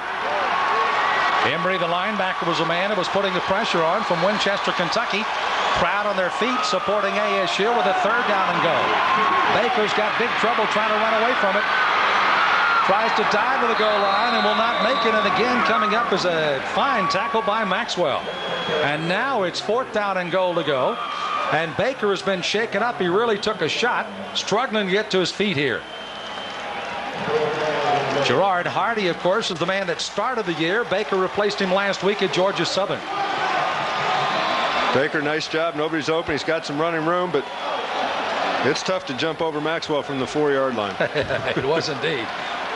Goins was the man that was there as well. Appalachian State stringing out their offense, and I believe they are going to go for a field goal in this situation with 36 seconds left to go in the half. Well, they'll probably let the clock run down as far as they can. They may even take the penalty, back it up a little bit, and have a better angle. than where they're at right now on the left hash, just at the 2-yard line. Jay Sutton, great success here at Appalachian State as a kicker for this club. And again, they will finally stop the clock with 25 seconds left to go in the first half of the game. If they get this, or if they don't get this, I would imagine that Jerry Moore has to be somewhat pleased as he walks into the locker room. True, they've had some opportunities they haven't taken advantage of. Bob Pruitt on the other side, their offense, that 80-yard drive looked very impressive, but otherwise Appalachian State has taken it away from them here. They really have. They've controlled the football game. They've got to feel good with any kind of lead here. You take a team that's outscored their opponents by over 100 points in the first half of the game, and you can go into the locker room ahead of them 10-7. Now they're going to have the mindset, hey, we've beat them 5 out of the last 7 years. Why can't we do it again? So here's the snap. Gwynn puts it down. Sutton has the kick up, and the kick is good. Well, wait a minute. There's a flag down. Now this might make it interesting for the coach. What do you do now? It was a 4th and goal to go at the 2. Jerry Moore and Appalachian State elected to kick it for the field goal. But it's tough to take the points off the board. Then again, it's awful tempting. Ooh, penalty on App State. So a sizable penalty here against Appalachian State. Sutton says, I like the different angle, but let's not get carried away, fellas. So again, Appalachian State problem. Dead ball. As they take it and they get a motion penalty, so they'll back it up. And now Sutton will have the angle from about the 9, a 19-yard field goal. Bob Pruitt anxiously looking on from the sideline as Marshall again will be at home against the Citadel. They'll go to East Tennessee State, which could be one of the games of the year, November the 9th. And will close out at home against Furman, which, if they could get by East Tennessee State, would truly be one of the top games. Sutton's 8 of 9 this year. His only miss was from 40. But they get a little bit harder when you just missed one and you got to kick it again to get the 3 points. 7-7 game. Marshall coming up. It's blocked. My. And it is blocked and out of the back of the end zone. It'll be brought out to the 20. And let's see, did Marshall get off sides? I think somebody jumped, and there is a flag down. I think you've got the outside guy here on the left on the rush in the neutral zone. And they're going to get another shot. Sutton's kicked the ball 4 times now. He's only got 1 point. He's going, He's saying, well, I didn't do very well at that angle. Let me get back in a little closer again. And again, it was motion or encroachment by the defense. As again, they jump offside as Marshall as the ball is snapped. And Mr. Harold Bender, his crew is on the defense. Been rather active here this afternoon. Maybe we made mention in the first period, not a lot after about the first penalty, and now there's been several. Look at the top of the screen here. There's the man in the neutral zone. So this could affect the officials playing the second half. They keep dropping that flag. It's going to get wet and heavy and slow them down. They can't cover the field. That's probably a good point. Bill Lyon, by the way, 6'5", 290 from a defensive tackle, is the man that got that block. But it goes for naught, and here goes Jay Sutton again. Got to be tired. Kicker got to be in shape. They almost got that one, but they don't, and it is a field goal that is good. So with the clock stopped with only 6 seconds left to go, actually the clock is still running. They will have to put 6 or 7 seconds up on the extra point, and they will be kicking off here as the clock totally wound down. But nonetheless, Appalachian State gets the field goal from Sutton, and they'll be kicking off. And again, they'll have to get this squared away as the official Harold Bender coming running out to midfield to make sure he got this right. So they put 8 seconds back on the clock, so it took 17 seconds to kick that field goal. It took a while. 3 tries, ran a lot of time off the clock. Now, we were talking about happiness of Jerry Moore going into the locker room again with a 7-7 tie. Even more ecstatic. Maybe a little disappointed they didn't get 6 out of that drive, but at least you got the lead going in against number 1 Marshall. Adjustments on both sides will be very interesting in the third period. How much does Marshall come out and try to throw the ball a little more? And how does Appalachian State on their offense? Does Baker get a little better protection? Does he throw a little more? We'll find out on that third period. It'll be interesting today. Well, I think App State will stick with what they've got going. They've been mixing it up pretty good. Scott's got 12 rushes for 60 yards with the 28-yard touchdown runs. Baker's 10 for 15, 137 yards. There's the drive, 12 plays, 58 yards, and the field goal. They used up almost all the time. That was Kenny Stabler-like drive. Not only drive the ball the length of the field in the allotted amount of time, but leave the other team with no time at all to do anything in response. Randy Moss is the man to try to keep it away from, but then you got to kick it to Martin. I don't know which one of those guys you'd want to kick to. Neither one of them, preferably. I'll tell you what, if I had a freshman like Moss, he wouldn't be returning kicks. It is Martin in the end zone. He's going to bring it out at the 15, and he's taken down rather abruptly. As that time Appalachian State's coverage gets down. Number 22, the first reaching Mike Jones, just a freshman out of Blounteville, Tennessee. Number 22 is the man that made the first stop and then got some help from his friends. Right in behind him was Chuck Payne, one of the safety men. And another flag. Yellow is a popular color up here this time of year. Soggier as they drop it, too. There you go. It is going to be against Appalachian State. So Marshall will have the ball at the 22-yard line, only 5 seconds, and defense. Not sure Kressler can throw it this far, or if he'll even attempt that, but we'll find out. Well, again, if you've got Randy Ross, you try it. I mean, and Martin on the other side. It's worth the effort. But I'll tell you what do you think? If you've got a freshman like Randy Ross, 6'5", 210 pounds, would you have him back there returning kicks? I mean, he could get cut in half. Randy Moss. Well, I knee it down, and that'll do it. As again, the game at the end of the first half belongs to Appalachian State and their homecoming crowd certainly enjoys what they've seen today for the Mountaineers. For the thundering herd of Marshall, again down by 3, head for the locker room to make their adjustments. And we'll be heading down on the field to get the assessment from the coaches here during our halftime break. Don't go away. We have the facts, the figures, and the highlights of this first half of the game on what went on today. Appalachian State coming in. Shirley's an underdog, but now they've got the lead. Downstairs, here's Matt Swearad. I'm with Coach Bob Pruitt of Marshall. Coach, what a tremendous rival this has been. Going back the years, you're finishing it out today. A defensive struggle. Always defense in this game. Well, you know, we keep shooting ourselves in the foot on offense. Our guys, I guess, are a little nervous over the big game or whatever, but hopefully we can come out. I think that if we'll quit making some of these mental errors, we'll be able to move the football. But defense has played pretty good on both sides of the ball, so we just have to come out and see what we can do this next half. Okay, go get them. Thanks a lot. Back up to Sam. Thank you, Matt. And we're delighted you joined us today on Southern Conference football. Don't forget a second half of our doubleheader. Coming up later this afternoon, Georgia Southern at the Citadel. Right now, Appalachian State has the lead by 3.5. We'll be back in a moment. Welcome back to Kid Brewer Stadium here in Boone. Matt Swearad joined now by the Chancellor of Appalachian State University, Dr. Frank Burkowski. A beautiful day, homecoming, and the Mountaineers leading by 3 at halftime, 10-7. What a great day. It is a great day. It's an exciting day, but we play our best game in the rain. So I was happy to see it come. So many exciting things happening here on campus these days here in Boone. Talk a little bit about the renovations going on at Appalachian State. Well, we're at a very important time in the evolution of the university. We've got about $120 million in construction going on, which we desperately needed. We've got a math science building. We'll be breaking ground on a new convocation center in March, student support building. It's just a great time in the construction business here. Well, you know, stranger to change and getting things going. When you were down at South Florida as the chancellor at USF, you were instrumental in bringing major college football to a school that never had it. And now you're doing things here in Boone, all these new buildings that are going up, and the Convocation Center, that'll be the jewel of the campus. I think it will. I think it's going to be a major regional facility that'll bring a lot of attention to Boone and to the university. Now, Boone, a lot of folks don't know about the students up here. 71% of the student athletes at Appalachian State graduate. That's better than the student ratio of just everyday students that come here. That's tremendous. Yeah, we're really proud of the retention rate and the graduation rate of our athletes. They come here and we expect them to get a degree. They work hard, and we've got a great coaching staff that's committed to them, and we're just very proud of the whole athletic program. Also getting a lot of recognition nationwide. U.S. News and World Report just said that Appalachian State is one of the top 15 buys in all of academics and universities. That's right. We've been in the top 15 now for the last 4 or 5 years. We were ranked the second most efficient university in the Southeast. So those are good national rankings for us. Talk a little bit about what's happening now in the Southern Conference. Some changes because Marshall, of course, the last meeting here, they'll be going out of the Mid-American Conference. But some new members coming in, UNC Greensboro and Wofford. We're really happy to have Wofford and Greensboro and the College of Charleston with us. They're going to bring a broader dimension to all of our athletic program, men's and women's sports. Wofford, of course, has a tremendous athletic facility there. They've had excellent support, and there's so much change now in the conferences. So we're happy to have 3 new members, and they're all in the region.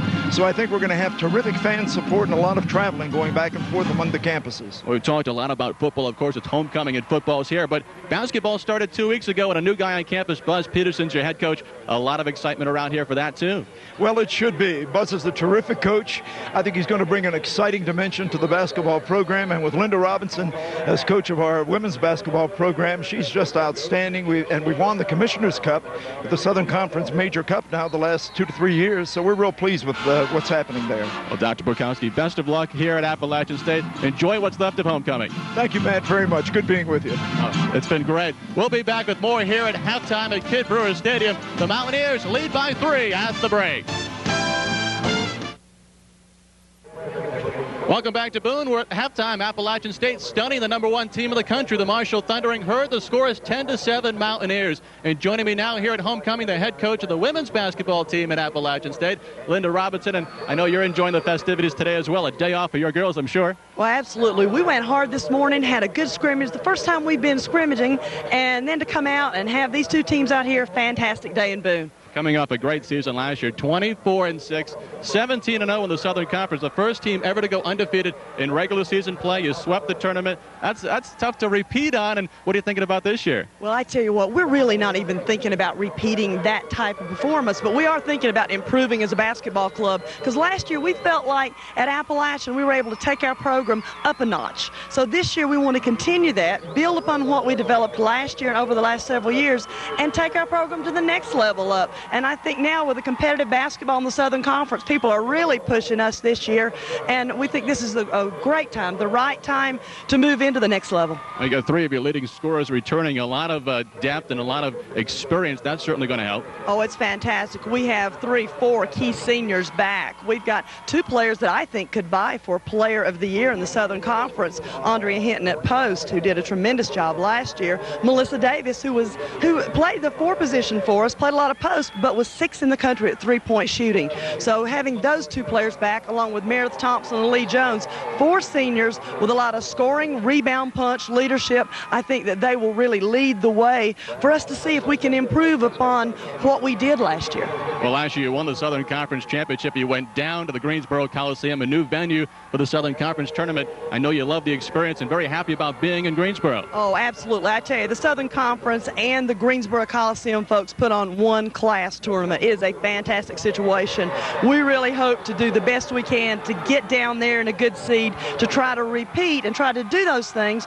But what a class situation. It is fantastic when you've got Southern Conference men's and women's basketball down there. So good because, and then we have wrestling at the same time. So you've got all the fans there mingling, doing things, supporting one another. It is one exciting situation. And the Greensboro Coliseum, they know how to put on a tournament. They treated us like queens. It was a kind of a storybook finish going in 17-0, but to be treated so well in such a first-class facility is wonderful. Well, the building seats over 23,000 people. That's a great recruiting tool in itself, but how about now the new campus arena, due at 99, the Convocation Center, that'll seat 10,000. Well, our players are psyched. Our freshmen will be playing in that facility their senior years, and that's a big factor. And we had 4 commitments that I can't really speak about right now, but 4 commitments early, and those young ladies know that they'll be playing in our facility on campus their junior year. So it's a fantastic time here at Appalachian. Look around and see the building. Isn't it beautiful? Look here in the stadium. We have really got a jewel here in Boone, North Carolina. A lot of people don't realize it, but I think more and more they are, and that's evidenced by our recruiting out of state now. We have such good talent in state, but now people are really knowing the name, and we're drawing from all over the country. Well, Coach, thanks for taking the time to join us here at halftime, and best of luck this year. We thank you very much. Linda Robinson, the head basketball coach of the Lady Mountaineers, joining us here at halftime. At the break, the Mountaineers lead by 3. Game, the first part of our doubleheader, Georgia Southern and Citadel coming up a little later here on Sports South. Right now, Appalachian State at homecoming has a 3-point lead over the #1 team in the country. Appalachian State over Marshall 10-7. Sam Smith along with Clip Stout along with Matt Swear down on the stadium floor.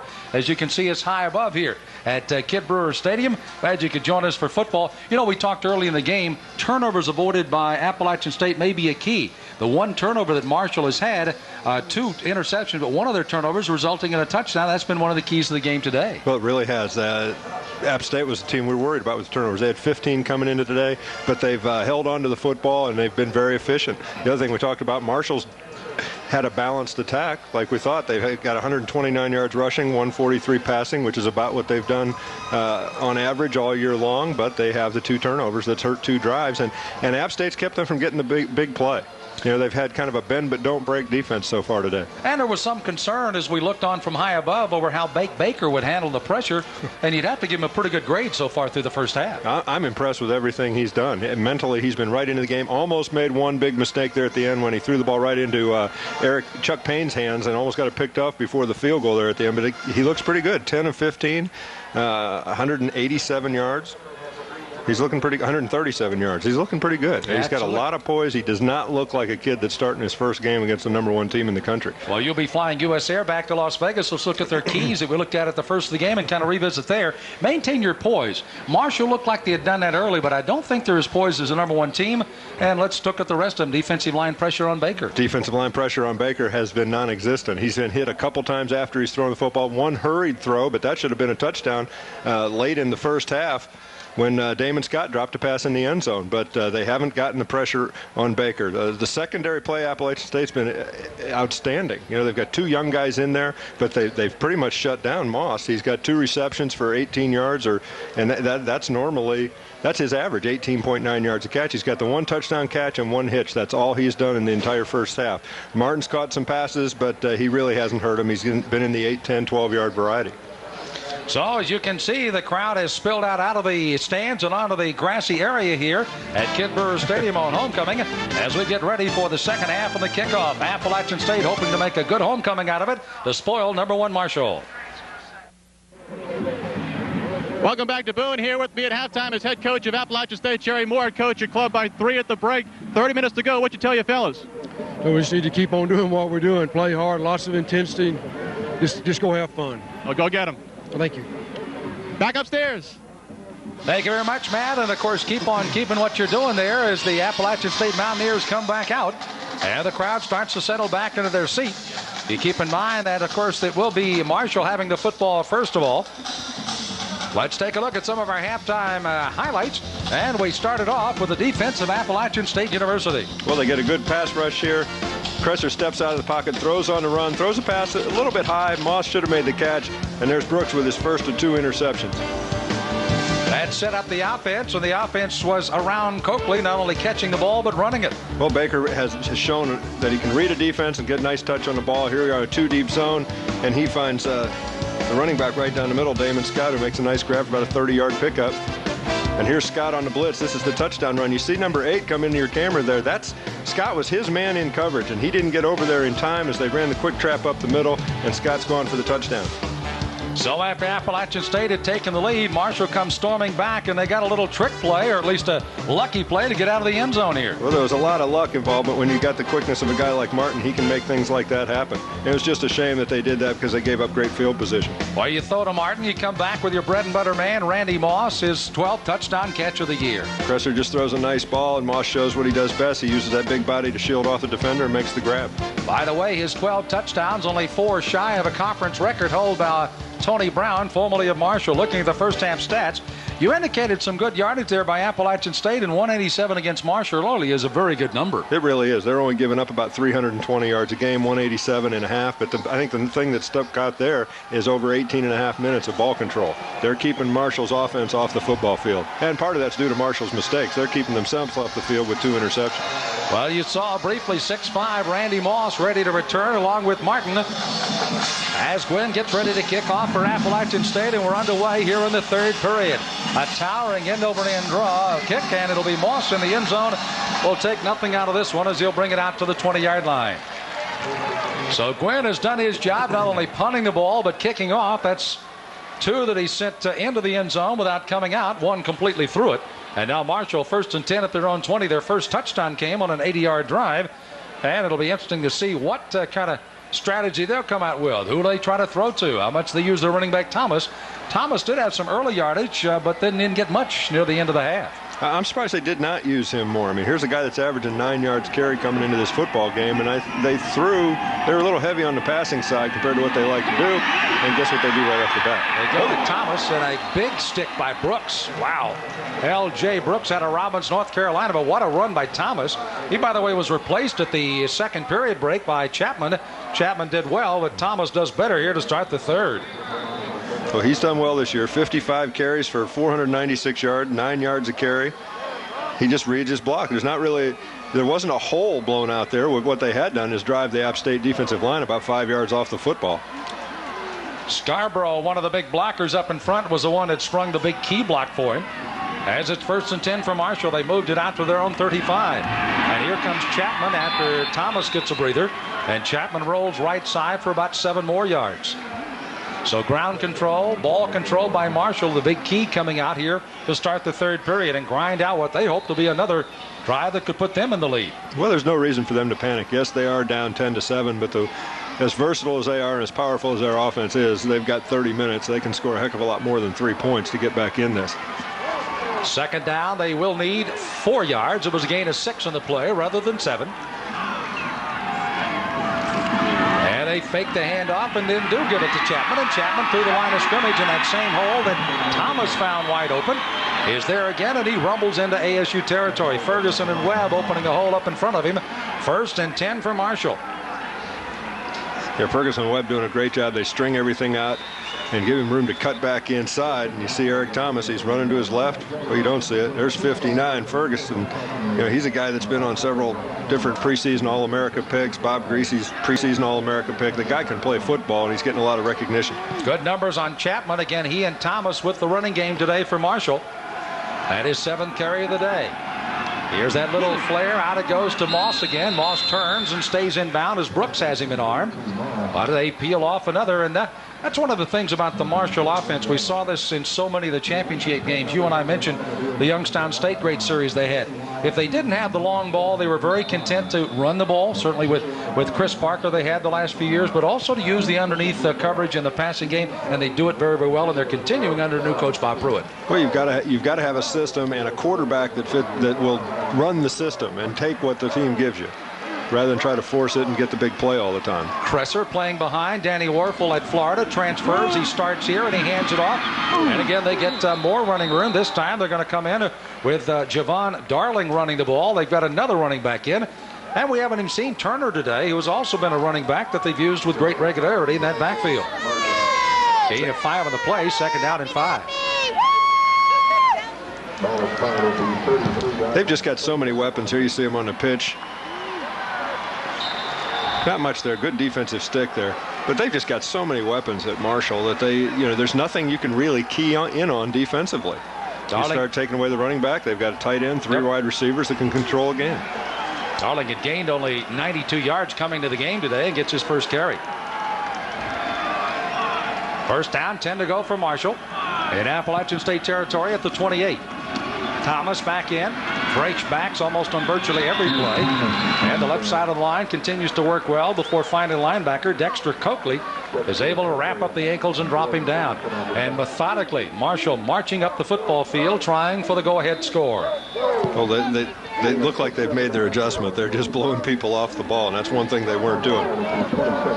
Watch this. Here's the penalty. You see Marshall, look at this, 2, 3, 4, 5 yards into the secondary. The running back gains 4 or 5 yards before he has to make contact. Great job, as you made mention, by Ferguson.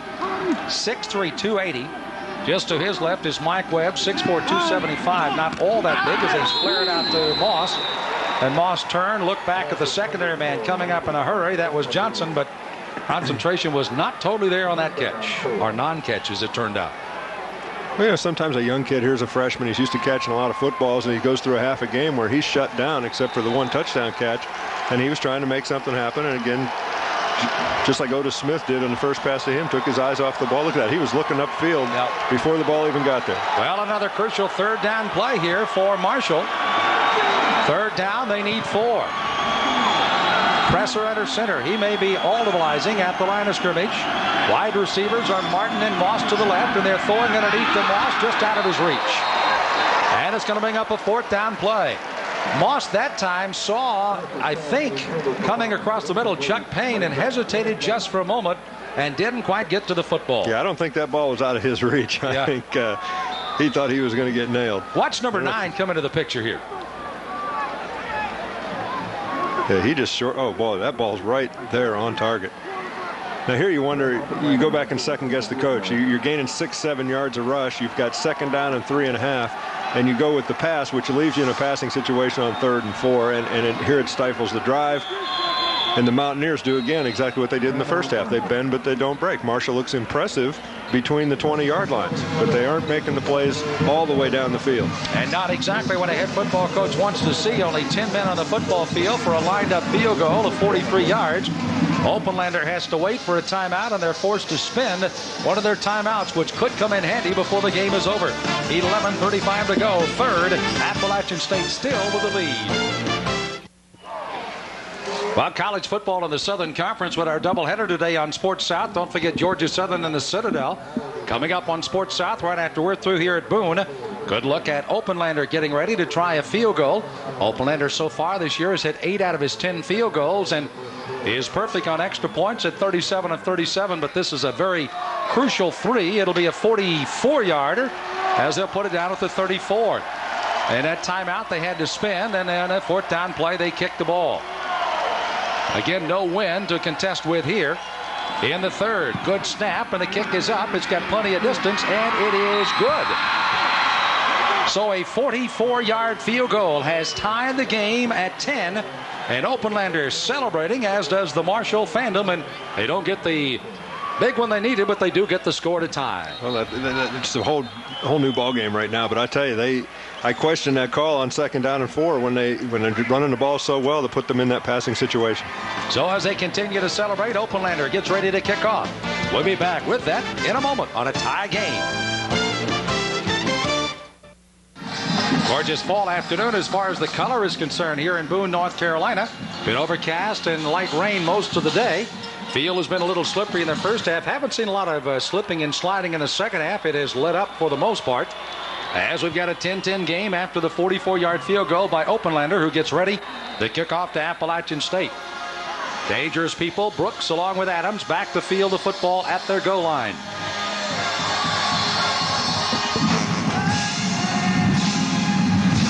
This will be coming to Brooks. He's got 2 interceptions defensively and fields it at the goal line.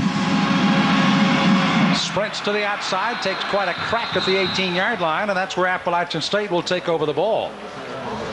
And Brooks picks up the pieces and heads back.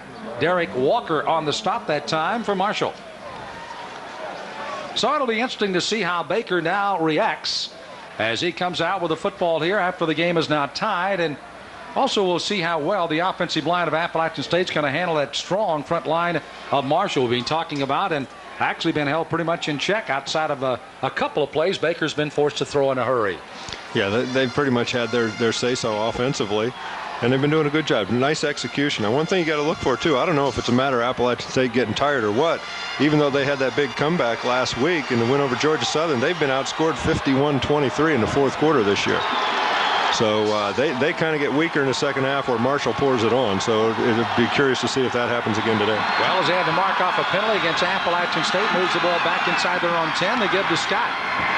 Scott finds a little room and then makes more of his own. Out to near the 16-yard line. You know, interesting about Scott and the fact of 5'10", 202. Must have some very, very great pins under him, because when he gets people on his back, he literally carries them 2 or 3 yards. Strong lower body. I mean, he's just he's got the whole package. He's quick, he's shifty, he's got good open field speed, and he's got the patience to sit back and read a hole. Eric and Wade working up here in the booth with us say he's rather chiseled when they see him around campus here. And again, another outstanding athlete, as is Coakley on the other side defensively. Here's Scott again, up to the 19-yard line as he tries to reach the 20, and may, after a second and third effort, have done so for a first down. Well, there's exactly what you were just talking about. He had 3 guys on his back and actually drove forward for another couple yards when it looked like he was going down. Nose of the football is right at the 20. And let's see if they make the decision to move the chains. They do. 1st and 10, Appalachian State. Bake Baker, a junior. Young man making his first start out of Kingston, North Carolina. had thrown only 11 passes coming to the game. He did all of those last week in the come from behind against Georgia Southern, 35-28. That, of course, earned him the start today, and he's earning even more play from Jerry Moore. Little swing pass coming out here to Burton, and Burton's got it out, and now the offense of Appalachian State starts to click with what they need to do, and that, of course, is to get it underneath. Well, Marshall's going to give him some room, so he's got to do just like Cresser does. Take the short throw and let Burton or whoever catches it take off and run with it.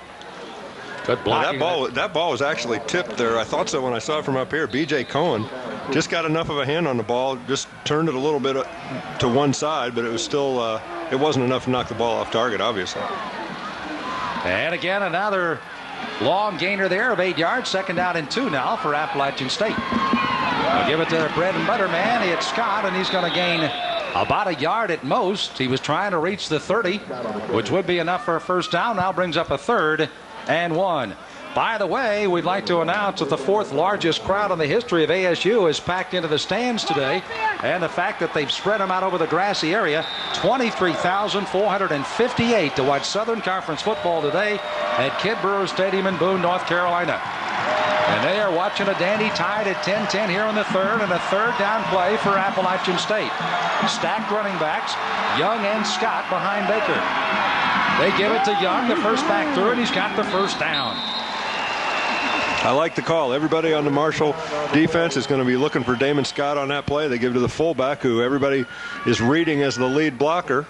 He gets a nice hole and does a nice job hanging on to the football. And Larry McLeod, the number 1 tackler for Marshall, on the stop.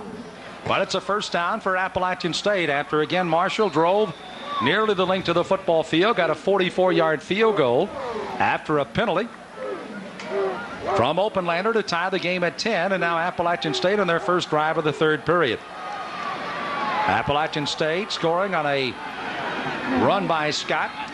Marshall scoring on a pass to Moss, and now they give it to Scott again, dragging away from tacklers and dragging them out beyond the 43-yard line.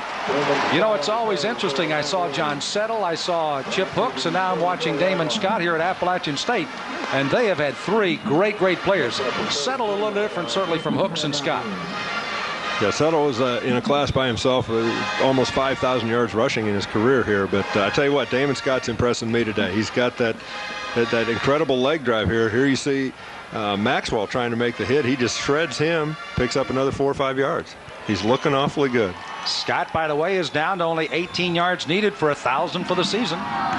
Going to try to get a few more here, and he does it at the old-fashioned way, earning it as he bangs off of tacklers and moves it beyond the 45 out to the 47-yard line. You know, there's one thing that always impressed me with great running backs is the tremendous way they're able to keep the balance. And one thing about Scott is low center of gravity when he reaches the line of scrimmage, Cliff. He's a hard target to find, but he's hard to knock off his feet. I've compared him to Emmitt Smith twice now, but that's what impressed me about Emmitt Smith when I was with the Cowboys. In practice, obviously, it wasn't live, but nobody could ever knock him off his feet. There's the numbers on Scott so far. He normally would carry the ball up to 35, 40 times a game if it so dictates of running the ball most of the time, and that's his 18th carry of the day out to midfield. So not only does he have to be quick and strong, but he's durable. I mean, the guy's taking a lot of hits. He's getting about 2 college careers in here. You know, the game right now, and of course many of the fans simply sitting and waiting for something to happen. It's what is probably could be called a little bit of dull football. Both teams have tried to use the running game, just trying to get the one-upmanship, but it's called the old cat and mouse game here. When does the running game spring the big pass? When does the running game suddenly spring the big play as well? And here comes Baker to throw. First time of the drive. He's going to just dump this away, and fortunately he throws it where there isn't anybody as he dumped that one into some coverage. Taunton was the man that was on top of him and drops him along with B.J. Cohen. That was a little frightening. Yeah. I don't know if he was, if he knew there was nobody there, but that's a dangerous pass when you're falling down on your back. You want to try and get that ball out of bounds if you're throwing it away. Don't throw it out into the field of play. And it didn't look like he was aiming for anyone in particular. You know, your quarterbacks always have a special fan up in the stands that you say, well, if I have to throw it away, I'm going to throw it right there, right? Pick him out early. That's right. Pick somebody out with a break coat so you can always find him. Gwynn. Look at this. Look at this punt indeed. It will definitely go into the end zone and out of the back. and Gwynn along with Hanson on the other side. The punters have done their job extremely well today. And after all, there are 3 parts to the game: offense, defense, special teams, which includes your kickers. And they have stood the test of time today to keep it tied at 10-10. We'll be back with more of the third period here on Sports South as the best of the Southern Conference comes your way from Boone.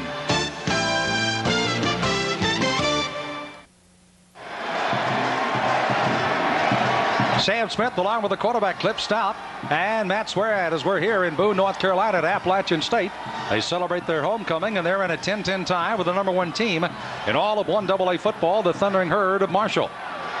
Eric Kresser, who was again playing in the shadow of Danny Warfel, that right now is hands down for the Heisman this year, could transfer to 1AA, and when Bob Pruitt, the defensive coordinator from Florida, came to Marshall, he came with him.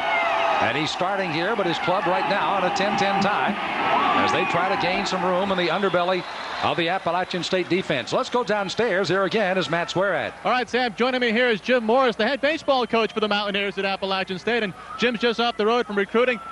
Going into the baseball season, it's going to start soon now, getting into the whole spring training aspect of it. You have a club that wants to contend for the Southern Conference Championship, and the new tournament site is down at Charleston, South Carolina, a new stadium. That's going to be very exciting. Oh, yes. It's always a great tournament at Charleston. They do a great job. We're looking forward to the last weekend in April to go to the new stadium down in Charleston. Let's go back to Sam for a moment. We'll come back down in a minute. Well, it is a second down play. Here's Kresser looking to swing it out on the near side, trying to throw out to Mark Wicks, #2. But it's incomplete, brings up a third down. Back down to Matt. A lot of changes here at Appalachian State. All the construction behind us. Your new baseball stadium is going from where there was always a lot of water to up behind the stadium here at Kid Brewer Stadium. It's going to be very nice. Oh, yes. We're very excited about it. It's going to be a great change for us because, as you said, we're in a low area that flooded very often. So we're very excited about it. Should be a fine facility. Southern Conference, always a solid baseball conference. This should help your recruiting as well. Oh, it'll help us tremendously. It's going to be a tremendous plus to our program. Thanks, Coach. Enjoy the second half. Thank you. Back up to Sam. Thanks, Matt. Thanks, Coach. Third down play for Marshall. Martin went in motion. They may be looking for him over the middle. The ball's knocked away at the line of scrimmage. Getting his hands up, I think, was Jason Hatcher, #44. Nonetheless, Kresser and the Thundering Herd are denied by the Appalachian State defense. And we talked about pressure from the other side on Baker. Look what Appalachian State's doing, Cliff. Well, they had 3 sacks in the first half, and they're getting in quick there. They bat the ball down.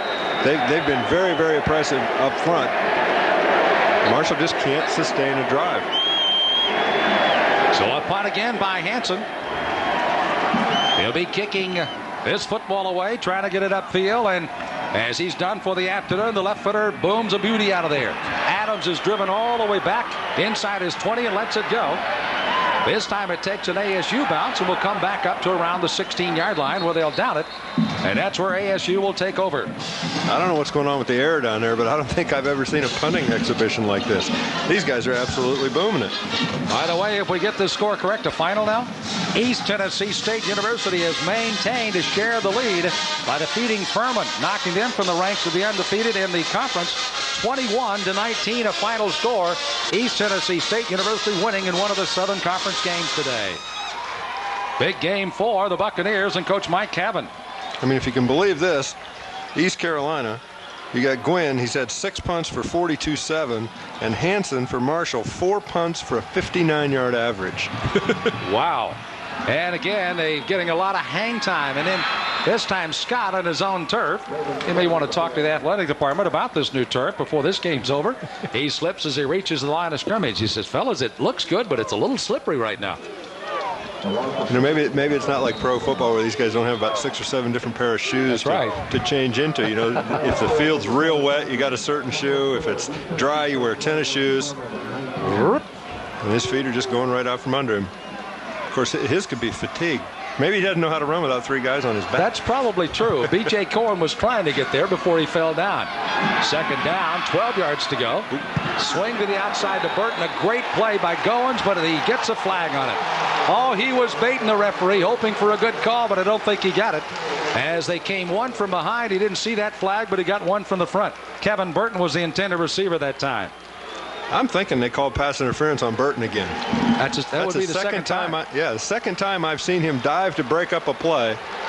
Nope, they called it on Marshall. The other way. What do you know? It was the same combination. Wow. Remember that? Yep. I thought they called him for diving in behind and trying to break this up. Let's see. Oh, yeah, there it is. He got bumped out. So again, Burton, who got the offensive interference early in the game, and now Goins, the man that he had the same confrontation with, gets it going the other way. This TV is a wonderful thing. I mean, you couldn't see that from our angle, but this camera stuff. I like this, I huh? like replay. Yeah, that's good. By the way, instant replay in the NFL, I'll put that question to you in a minute. Man. That's another story, isn't it? It's now a first down and 10 yards to go here for Appalachian State. A 10-10 game, 5:41 third period. Everything this game was expected to be. Marshall, number 1, undefeated 7-0. Appalachian State had stumbled 3 times this year, twice in the conference. Luster a little off of it, but this is a great rivalry and continues today. Baker making his first start at quarterback for Appalachian State to throw. Over the middle to Vollmer. Incomplete. Had it on his hands. Maxwell was there, but Vollmer could not bring it in. And I tell you what, he had the space. He ran a good route. Was wide open. Well, not wide open, but that ball was perfectly thrown. Vollmer should have hung on, but let's credit Maxwell with making the hit right at the same time the ball got there to break up the play. Good play action fake. Baker sees his man. Look at this. I mean, this is a perfect throw. Oh, my. Got to make that catch. That's what wins games. Jeff Vollmer catching 8 passes for 82 yards so far this year out of Longboat Key. That would have been a big one for his team right there. Now it brings up 2nd down and 10. Out of the shotgun. They hand it off. Trying to keep his balance again is Scott as he runs straight ahead. By the way, that possession time again, ASU still 22 minutes and 17 seconds, 16-22 for Marshall. So we said at the start of the game, you keep it out of Marshall's hand, you may have a chance to win, and they've certainly done that and took care of business there. You know, looking through the stats, that's one thing that surprised me. Marshall's just dominated everybody they've played this year, but they have their time of possession is less than half of a game. So the other team generally controls the ball, but that's because they score so doggone quick. Jerry Moore, Bob Pruitt looking on. You saw the 3rd down conversion rate for both teams. Here's Baker over the middle and behind Smith just a tad. And that one would have been very interesting to see if he could have gotten the first down, because he had really a defensive lineman. Ricky Hall was the man that was the closest to him. Incompleted pass, 4th down play. If that ball's out in front of him, he may pick up the first down. If he does that and turns the corner, he's got a big gain in front of him. Now we'll see what Gwen, as these 2 punters have absolutely been sensational today, can do. Tim Martin will be back. And you know the interesting part about Martin, he has creeped back about 5 yards further each and every punt by Gwen. He's only got 72 yards. He'll probably have to pooch it. And he bangs one out of there. Look at this kick. Down to the 17. Martin fields it. Good block there.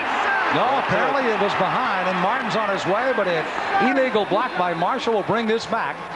And the man that's most disappointed is going to be Goins, who threw the block after the Appalachian State player had turned the corner. Got a block in the back. The punters must be getting tired. That was only 54 yards. So again, the penalty going up against Marshall. After they will get the football, it'll be marked from the spot of the foul, which is inside the 20-yard line, around the 18-yard line. And another booming punt once again by Gwen of 55. I think Pruitt's a little bit angry. That block looked pretty close. From up here, it looked like a good block. See, he doesn't have television. No. Get the coach a monitor. Get that guy a monitor, will you? Well, it puts Marshall back inside the 10. Don't give him a microphone, though. This isn't the clip right here. It was just before we stepped on it. It's just off to the right of your screen. It was the block by Goins, number 36, in the back of the Appalachian State player. So 1st and 10 for Marshall.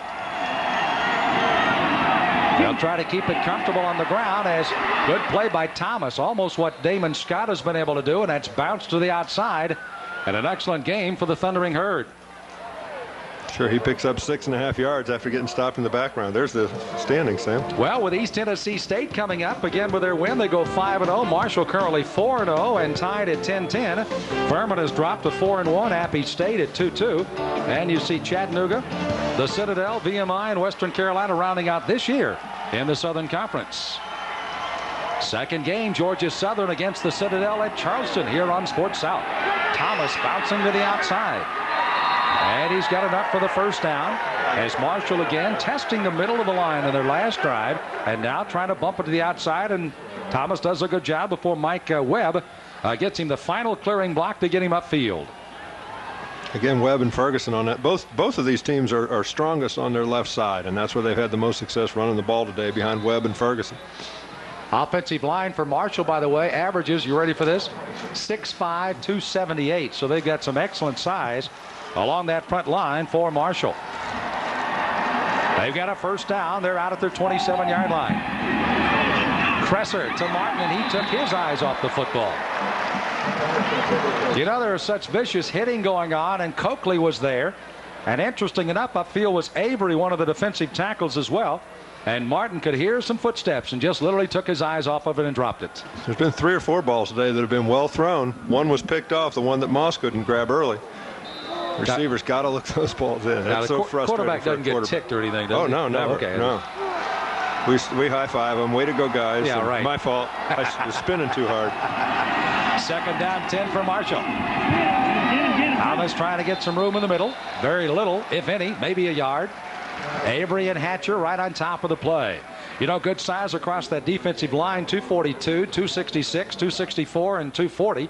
Across the front line for Appalachian State, the 3 linebackers, excellent size, 208, 224, and 228.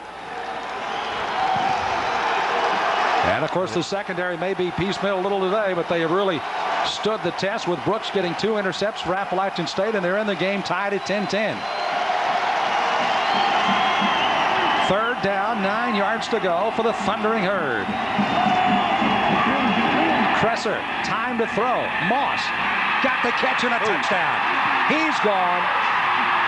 Moss gets his 13th touchdown of the year, and his second of the day as Kresser again stood in the pocket. One of the Appalachian State players, I believe it's Brooks, is down as he, along with another defensive back, collided just as Moss made the catch, pulled his way free of the defenders, and takes it in for the score. Yeah, absolutely perfectly thrown ball. Here you see Kresser drop back. They're running the thin post. You don't want to let him get too deep. You want to hit that seam between the corner and safety. I'd say he hit it. He hit it perfectly. And Moss is, well, that's a walk for him. I mean, this guy can fly. Fenderson was the man that banged into Brooks. And as they take it the length of the field, and indeed do so, after another great punt by Gwynn, they try the extra point, and it's up, and it is good as Openlander splits the uprights, and Marshall, the Thundering Herd, will take the lead for the first time today. They were down 7-0, tied it at 7, went down 10-0. Openlander comes back to tie it, and now they've got a 17-10 lead with 3:02 left to go in the third period. A sigh of relief somewhat from the Marshall side. Well, they've got to feel good about that, but it's just a matter of time. A nice pass route. The corner's playing inside of him, but with a good route, you've got Brooks was looking back inside at the quarterback and just assumed that Moss was going to run outside of him. He didn't even know that he made the move to the inside. Looks like an antelope when he gets in the open field. What great speed at 6'5". Young man is only a freshman. Going to hear a lot of records coming from this young man at Marshall. As the Thundering Herd trots back out to kick off. Again, trying to improve to 8-0. Appalachian State now has an opportunity to see what their offense will do.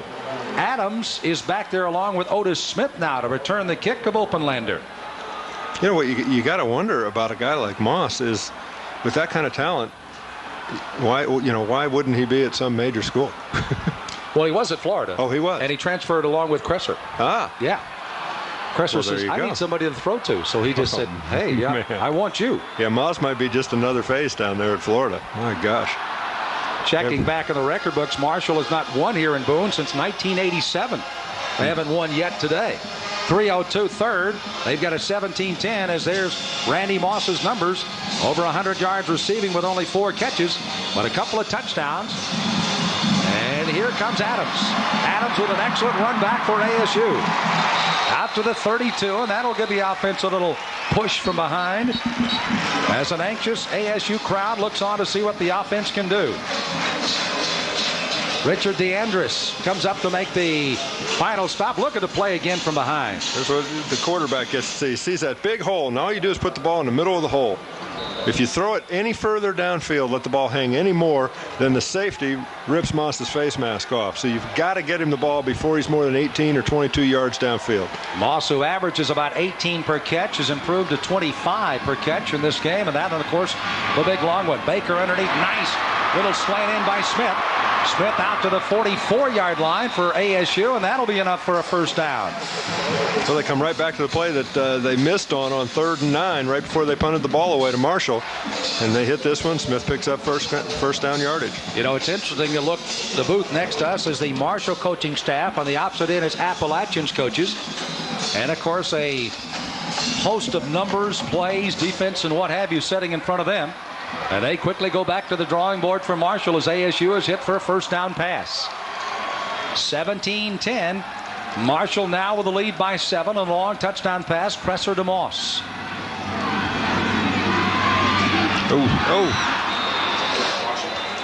Ball in and out. And again, that one touched by Cohen at the line of scrimmage and thought he had an opportunity. You see our booth here, and just to our right there you see a good look at the Marshall coaches up in the booth as they call the signals down to the sideline, and defensive coordinators working to see what they can do about stopping ASU with a second down and 10 yards to go. I bet they wish they had one of our TVs too. They did. I turned that around so we couldn't see that. Not being tacky, folks, we just couldn't see it if we turned it the other way. Second down 10 for ASU. Out of the shotgun again is Baker. Good snap this time. Pocket drops back a little. He's got Smith down to the 45-yard line if they give him the progress, and I believe they do. Great catch in front of Goins. Good spot by the official, too. Yeah, I was wondering if they'd give him that. Totten, by the way, was the man putting the pressure on Baker. He stood in that pocket. It kind of retreated back. He was actually throwing off his back foot here, Cliff. Oh, yeah, he's done a good job today. Just keep drifting back, buying himself time. You know, you can make this throw when you read man-to-man coverage. You try to throw the ball drifting backwards like that, lobbing it into the middle against zone, you're a dead man. But he makes a nice throw there. And let's credit Otis Smith with coming back to the football and making the play. So another first down by the Mountaineers as the Thundering Herd trying to hold on to their lead. Little delay coming to Scott. Damon, the #1 rusher in all of the Southern Conference this year. And by the way, that includes another outstanding running back among many, Thomas Haskins at VMI, having another great year as well. So they are blessed with outstanding running backs. Eric Thomas, had he been able to stay healthy, but certainly been in that same class with all of those for this year in the Southern Conference. Second down, it'll be about 6 yards needed on a gain of 4 to the 40.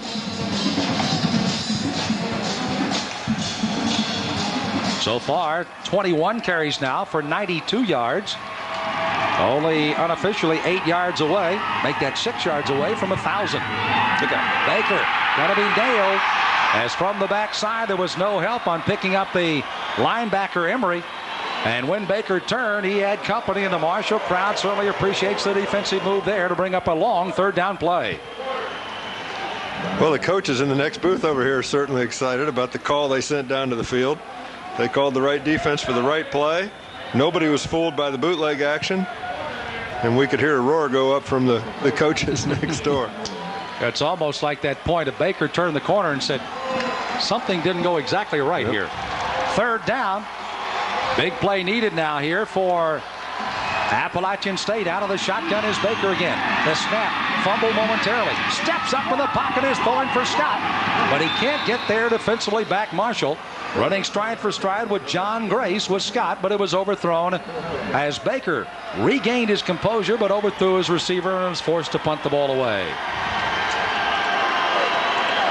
So Bob Pruitt sighs a sigh of relief on the sideline after being a little upset with a block in the back call a few moments ago. Looks a little happier, but not much. As it'll be Gwynn kicking again. I'd hate to see him angry if that was happy. He'll try to get some hang time with this one, and he's going to do it. Martin signals for a fair catch, will not make a block this time, and they're going to get it at the 1 yard line.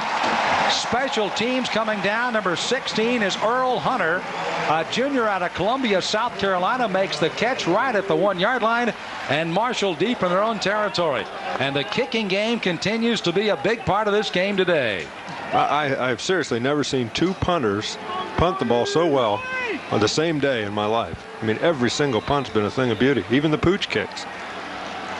Appalachian State had a kicker here, Alexander, I believe. Wasn't Alexander their kicker a few years ago that was just an extremely kicker? An excellent kicker. Went on to the NFL. Kicked for a while as Marshall tries to dig out of the shadow of their own goalpost. Chapman will gain maybe 2 as he pushes a pack forward ahead of the 4-yard line. Appalachian State's defense has done what they needed to do. They have bent, certainly on that long pass play. The coverage was there, but Moss made a good play to break it. But otherwise, it's been a very solid effort here by Appalachian State today.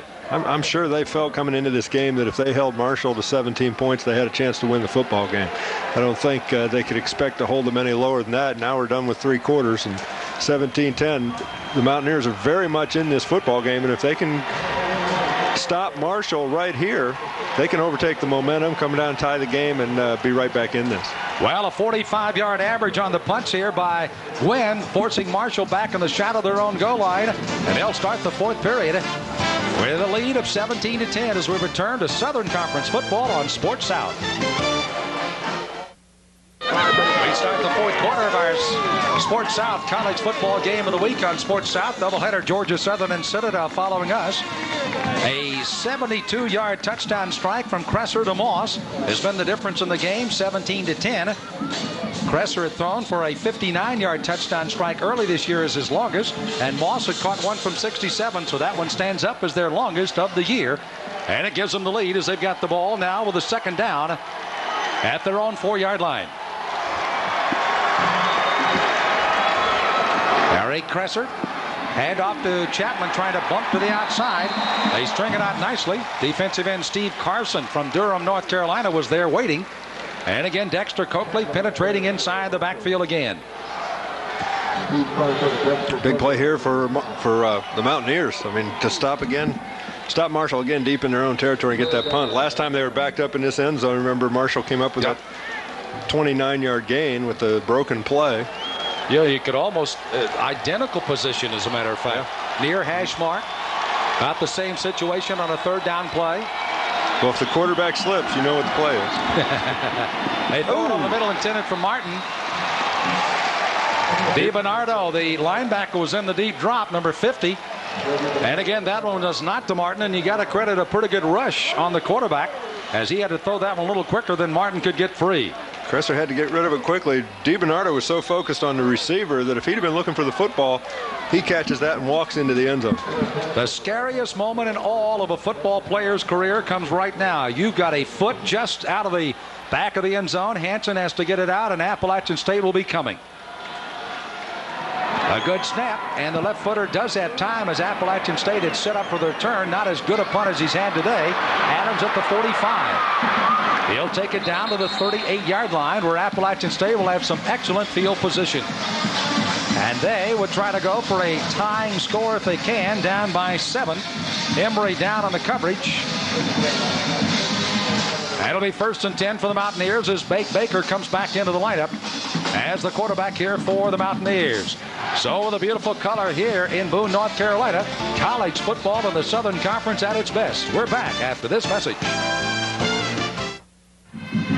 Welcome back to Kid Brewer Stadium as we have 14:06 to go in the 4th quarter. This is a very big game for the Mountaineers. A lot on the line. Down by 7 right now. The Mountaineers last week were down by 14 in the 4th quarter on the road at Georgia Southern. They came back, outscored the Eagles 21-0. A bigger opponent today, but they have to do it to keep their postseason hopes alive. Let's go back up to the booth. Well, Matt, the fireman that pulled them out of the fire last week, is ducking under center. Baker. Is his team down by 7. Back into the pocket. Flares it out to the near side to Damon Scott.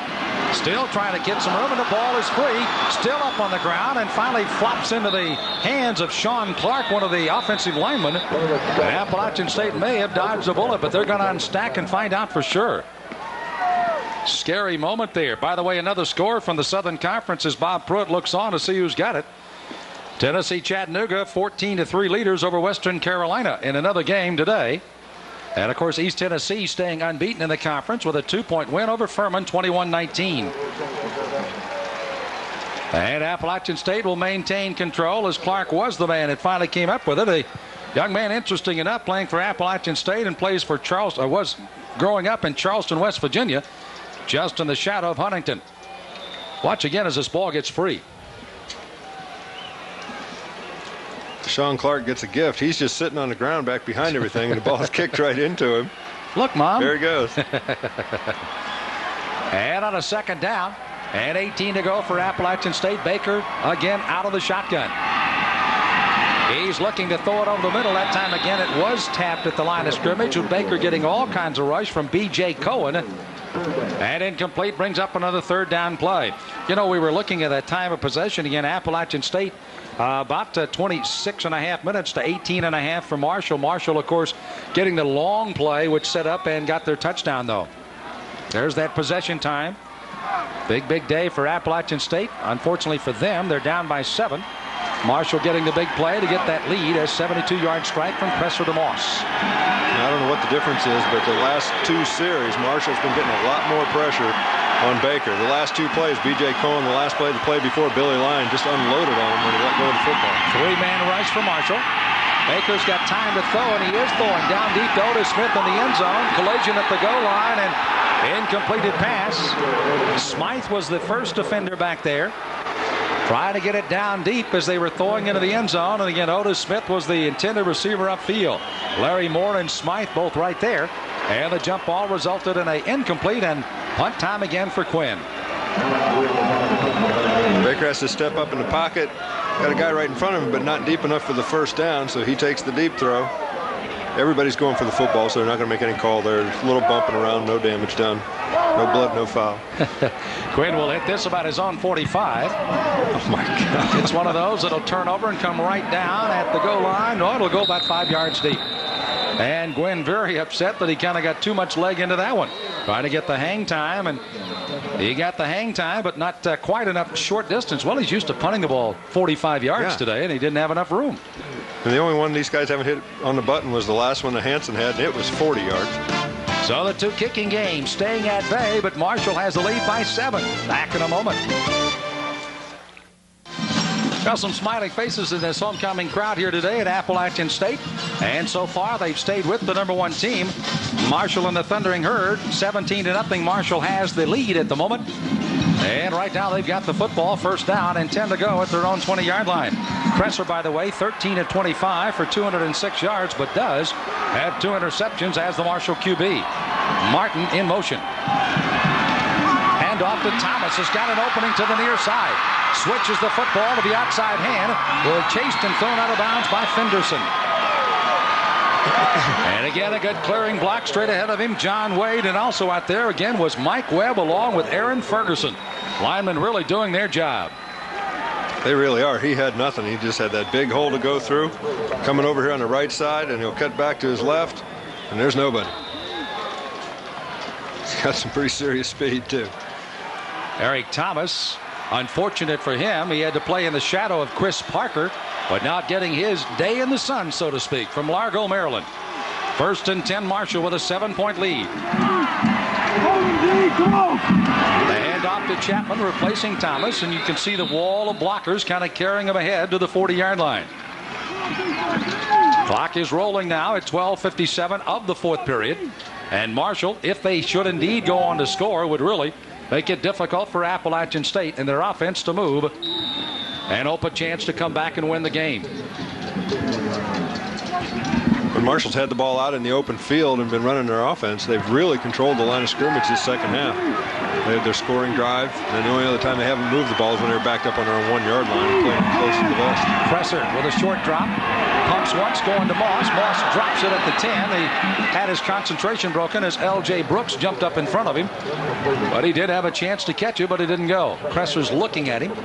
Moss is running back saying, oh my, what am I going to tell the quarterback now? You better tell him it was tipped. When in doubt, lie. Let's see if it was tipped. Well, for starters, I mean, if he's got to come up with an excuse, then he can get on Presser for underthrowing the pass. Yeah, he had to come back a little, didn't he? Well, he had to slow up, and that gave a chance for L.J. Brooks to jump up and at least distract him if he didn't, in fact. Well, it's a 3rd down and only 3 for 10 this afternoon for Marshall on a crucial 3rd down situation. Presser again swings it out to Moss. No chance he'll drop this one as he skids to a hold around the 32. Brooks out there on top of him. Also coming out is Coakley, the Outstanding linebacker and the Defensive Player of the Year the last couple of years and Athlete of the Year in the Southern Conference last year. But a first 10 for Marshall as they keep their drive alive and go 4 for 11 on third down plays. As many times as Marshall's hit that little hitch pass all day today, I'm kind of shocked that the Mountaineers are laying off in that 3 deep zone and giving such a big cushion. Maybe on a short yard situation, roll the corners up, play a 2 deep zone. Moss goes in motion to drag the defense. They try the middle with Chapman, a couple of yards. You know, it's interesting to see the shoes that Moss is wearing. They literally, without further inspection, look almost just like a pair of sneaker type shoes without any kind of cleats on this asphalt. May have some slight ridges, but nothing more. And as you pointed out, there's normally 2 or 3 different type shoes that guys like on the AstroTurf or on the artificial surface. These are almost like bowling shoes. But see, that's a handicap they have to give him. He's so fast, he's not allowed to wear official shoes. Oh, okay. I hear that. Second down. About 8 yards needed here for Marshall. Kresser changing the call at the line of scrimmage over what defense he sees. And he may see an opening on the passing play, and he does to Ricks, but it's broken up beautifully. Coming up to make the play is going to be Johnson out of Chapel Hill, North Carolina. And Orlando comes up with a big play. He's already got 2 interceptions for the season, and even though he didn't have a chance to intercept that, made a good timing hit. Yeah, that was very good defensive play. He came in aggressively, timed it perfectly, and broke up a sure 12, 15-yard gain. Very nice as the deuces collide. Third down play again, 4 for 11 now. For Marshall on this third down at the 31. The corners are off. I wouldn't be surprised to see him come right back with the hitch. 11-12 left to go in the game. Well, they roll the corner up that time. Kresser looking over the middle. Wide open is Martin at the 15 to the 10 to the 5. Cuts to the outside. Touchdown, Marshall. 31-yard touchdown strike. Kresser, his third of the day. 2 to Moss and now 1 to Martin. Their 2 receivers. And deflates the Appalachian State Mountaineers and elates the crowd from Marshall that's traveled here today. Well, they came back and took care of that short out. But what you've got to do when you play a 2 deep zone, you've got to knock off that inside receiver somehow, some way, so he doesn't get that deep between the safeties that quickly. You've got to slow him up and pay some attention to him. They not only did not slow him up, he was totally ignored in the coverage. Tim Oppenlander will try to add the extra point, and it's up, and it is good. So the Thundering Herd will go up by the score of 24-10. And will take a 14-point lead in the final 11 minutes of this fourth quarter of the game today in Appalachian State. The last time they won here was in 1987. But it lets the Mountaineers have another one of those patented comebacks up their sleeve. This one is going the wrong way for the Mountaineer fans and all for Marshall. Successful programs, of course, are with wins on the field, but it always builds in the stands with the crowd. And certainly Marshall, with another strike from Kresser, have built it in the stands and certainly have done it this way. Martin for the touchdown. And again, just kind of looking back and saying, was I really that wide open? 7 plays, 80 yards, took only 2:11 on the clock, which was a benefit to Appalachian State. They still have time with 11:04, but now down by 14 points, a couple of scores. Opelander to kick off. Smith will step back in his end zone. More than likely will not come out with it. He does not. They'll bring it out to the 20-yard line where the Mountaineers will take over the football. Smith may be a very vital part of the offense coming up. They've got to now get the ball to him and see what he can do. He's already had some good catch and runs today. Interesting enough, after dropping his first one, he's come on to play extremely well in catching the ball. 5 times for 65 yards for him today. Tim Martin having a nice day too. 5 receptions, 94 yards, 1 touchdown, giving him 47 receptions on the year, almost 600 yards receiving, 4 touchdowns. Here's Baker underneath the Smith, and he threw it ahead of him that time. Maxwell had been out of position. Had it been on the money, Smith might have had a pretty good gainer out of it.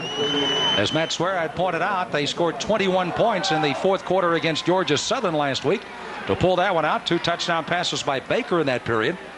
And he'll have to do that again to give them a chance to win today. Well, he's got to get back on track. First half, he was 10 of 15 for 137.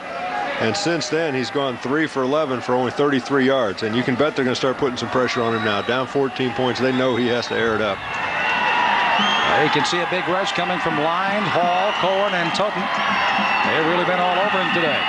Offensive line gives him time to throw. Underneath, they get it out here to Adams. Adams at the 35, knocked out of bounds just over the 40-yard line. Nice little swing out here, a little hitch, and they get a good gainer and a first down for the Mountaineers. Good job by Baker there, taking what's there. Sure, he knows he has to score 2 touchdowns, but when it's man-to-man coverage, you got somebody with the speed of Adams. He runs the quick little inside out. Get it to him quick enough that he can turn up before he gets out of bounds. This is a nice throw. He wasn't that wide open, but he had a step. Took a perfect throw to keep him running full speed. Scott Smythe finally knocking him out of bounds. 1st and 10 for Appalachian. They're 41. Baker underneath goes to Smith. Smith in a crowd bounces off like a pinball as he gets ahead to around the 46-yard line. Marshall claiming that he was waving the ball around, thus forcing the fumble, but the referee says no, he was down, and no fumble. Marshall with Williams, one of the tacklers, and on top of the play is Bob Pruitt. A little more comfortably walking the sideline, but I guess in college football you never can be totally comfortable, even with 10-21 and up by 14 points. Well, if he had a look of happiness before, that must be outright elation right there. Man, control yourself, Coach. 2nd down, 5 yards to go for Appy. Baker out of the shotgun. Underneath to Smith, there's the catch he needed. To the 30, down to around the 27-yard line. Nice look by Baker. Good time by the offensive line to get him to throw.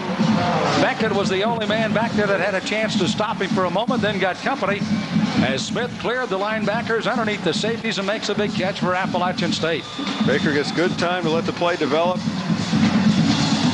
Lets Otis clear the linebackers to where the hole is. He makes a nice catch and gets laid down softly. It's a pretty good shot there as Baker again will be out of the shotgun again. You see Otis Smith nearing the 100-yard receiving mark with 7 receptions today.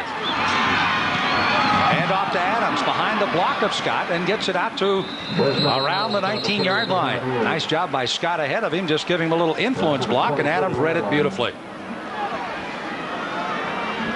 They'll give him a total of 4 yards in the play. 2nd down, 6 yards to go for Appalachian State. Yeah, they really need to get a rather quick score here, because now under 10 minutes with 9:17. A score here. Defense hold, another opportunity, but you will be very short on time if indeed they don't get it in rather quickly here. You figure at the most they're going to have this possession and 2 more. Going underneath, that time behind Smith, comes skidding as he tried to go back after it, and that time Baker definitely threw it behind his receiver as Smith tried to come to a screeching halt. Either the pattern was broken off or Baker had to throw it a little quicker than he wanted to. You can see Smith coming back, wiping off his hands as he fell on the carpet. Stops the clock, 3rd down, still same 6 yards. Well, he had plenty of time. He didn't have to hurry it. But he was way off the mark. There had to be a little miscommunication there. Maybe it was the receiver was supposed to run a hook instead of the square end. Maybe the quarterback was thinking the wrong way. But somebody missed the signal. 3rd down play. Baker stepping up underneath, knocked in the air, and incomplete. Couple of the Marshall players had a chance. Emery the last to try to come up with it, as it was tapped up in the air and incomplete. As I believe McLeod might have got the first hand on it. He does. You see him slapping high five there with Emery as the 2 linebackers almost collaborated on a steal. Baker, good job stepping up, but it's tough to step up to your left and throw a crossing pattern back that's moving from left to right and get it in there. Appalachian State obviously down by 14 on a 4th down play. Has to go for it here. Coming up next, don't forget more from the Southern Conference from Charleston, the Citadel, the Bulldogs against the Eagles of Georgia Southern on Sports South. Here's a 4th down play. They dump it off to Scott. He's got to get to about the 17-yard line, and I don't believe he made it. As he's down, they'll spot it down around the 19, and that probably will not be enough, and the ball should go over to Marshall if the spot is true. And again, just from our eyeball look at it here, it would be short. And it's 1st down. Marshall as their defense hold. And now Appalachian State has to hope to get a quick turnover. Watch the end of this play, Sam. I'm not so sure he didn't try to fumble this ball knowing it was 4th down and he didn't have enough yardage for it. Yep. He was trying to reach out throw it out there. I'll tell you what, he worked for every yard he could get. But that's all Baker had to throw to. Good job by the Thundering Herd in the secondary. Took everyone else away. That's all he had. So Marshall now will keep it kind of close to the vest here with 8:45 to go. Martin goes in motion. Hand it off to Chapman. Chapman to the slant to the outside, out beyond the 25. Stopped and brought down as he crosses the line of scrimmage. Linebacker Marvin Hodge, who had one of the early sacks on Kresser. Kresser's been rushed, but not the big pressure he had in that first half. No, they got to him pretty well in the first half, but this half, it seems like the Marshall line is just controlling the defensive line of the Mountaineers very well, whether run or pass. They're doing their job. Maybe that size they have is taking a toll on the Mountaineers. Marshall, by the way, is approaching the 400-yard mark in total offense, 379 to this point. And it comes out Chapman. There's a flag behind the penalty, or behind the run on a penalty.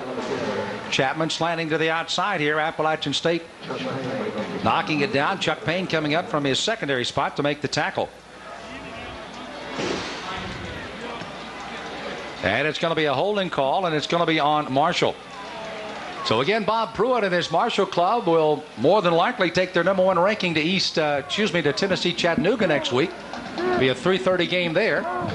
Again, Appalachian State to Chattanooga, and Marshall will be at home against the Citadel. And Marshall, the remainder of the year, plays at home at the Citadel. A big game at East Tennessee State now. That'll be on the 9th, and then they'll close out at home against Furman. So again, with Furman losing by 2 to East Tennessee State, still those last 2 games could be very important to them staying A, undefeated, and 2, #1 and one of the top seeds in the playoffs. There's the update on the numbers for you. Little delay to Chapman. He's got a lot of running room. And he gains it well out over the 35 near the 40-yard line before Johnson on the left side corner can finally make the stop for Appalachian State. He can slowly see momentum running out of Appalachian State. They played very well and hard again as it was tied at 10-10 at one point after Openlander tied it to start the third period. Then the big touchdown pass, Kresser to Moss for 72 yards, and then the touchdown again going to Martin. Big hole on the draw. Everybody commits to rushing the passer. You've got a situation now where the Mountaineers are just going, pinning their ears back on every play, trying to make something big happen, and end up not being in their lane. And I think you're either going to see that right there.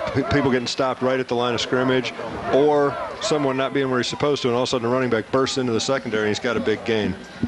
Thomas will get only a yard on the play. 2nd down and 9. More importantly for Marshall, though, they're using the clock at 7:05 to go. Good look at Tim Martin, who, again, with a catch this afternoon, surpassed the 2,500-yard mark on receptions. Needed only 2 yards to do that. Got that easily on his first reception. 3rd player in the history of Marshall to do so. And with a guy like Kresser that can throw with the best, he hands off to Thomas this time, who vaults forward for another couple of yards.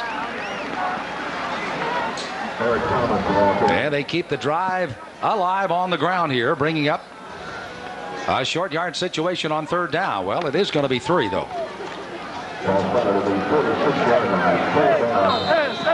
Offensive line has been rather solid. Wilson and Reed on the right side. Ferguson and Webb, and Wade, the center. Young man out of St. Petersburg, the Port Republic in Louisiana. And again, he's a young man that has done a good job up the middle.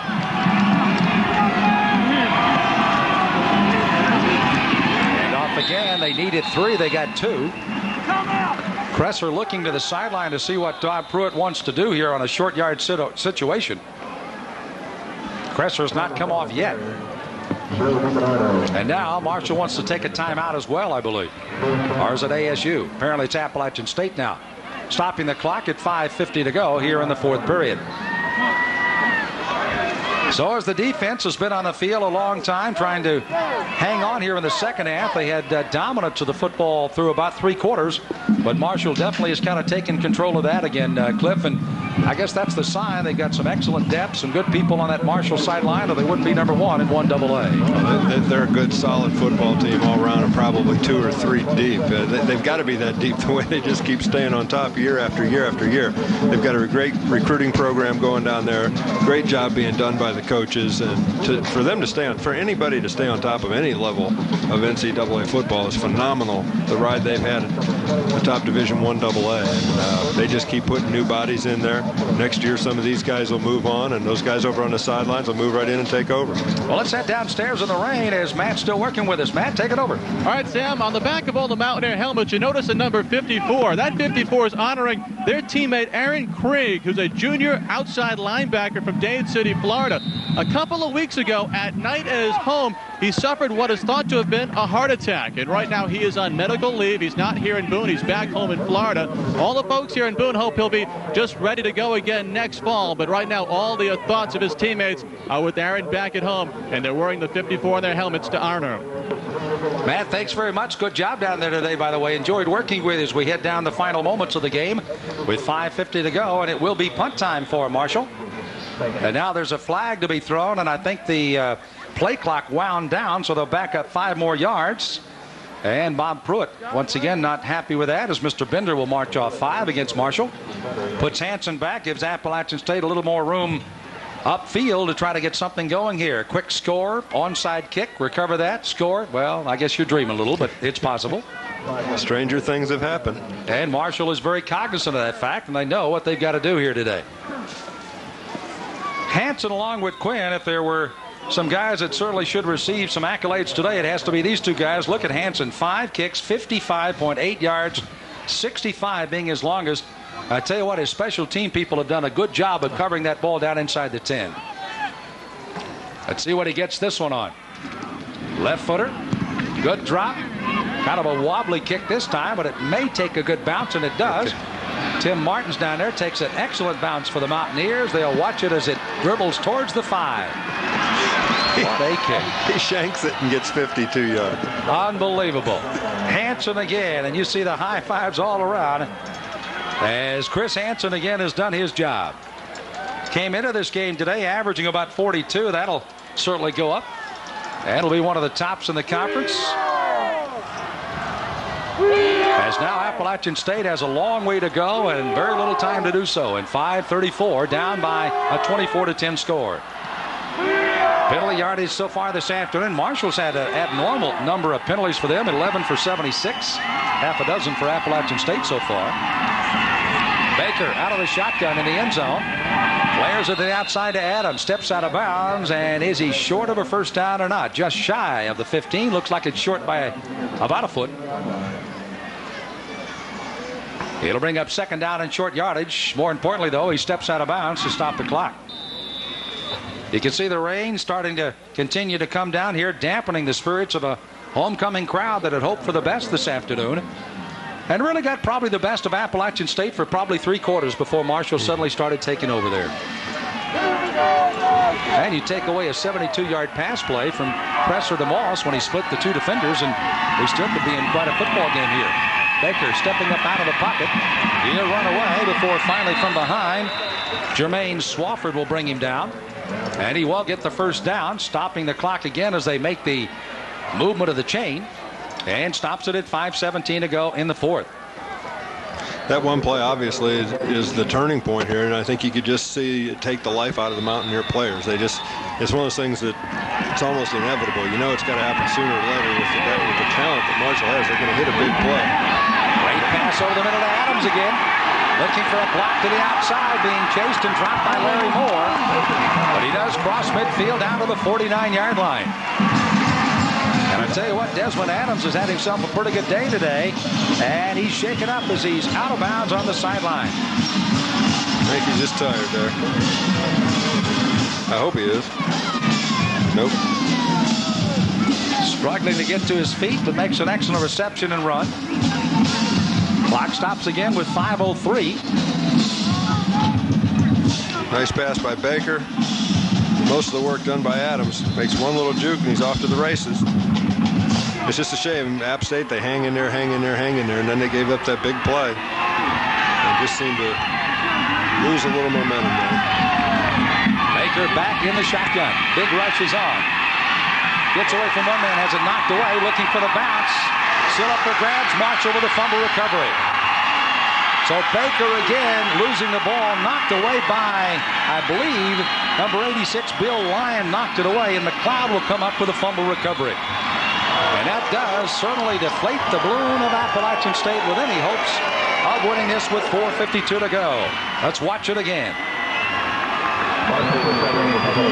Makes a good move to get away from Cohen. Spins to his left, and you're right, it was Lyon. Knocks the ball loose, and the doggone thing's hard to pick up. My. You're in a panic. You want to make a play. Did not take the bounce Appalachian State needed, but does for Marshall. And a 1st and 10. As something's not right with the folks across the way. The chain had not moved rapidly enough. Those guys are a little sleeping here on the stick, and Bob Pruitt's a little unhappy with it again. But now they got the 1st and 10. They'll re-huddle, and also we'll get a fresh 25 on the play clock. Well, statistically, first downs are all even. App State wins the battle of the passing yardage. They're up 268 to 245.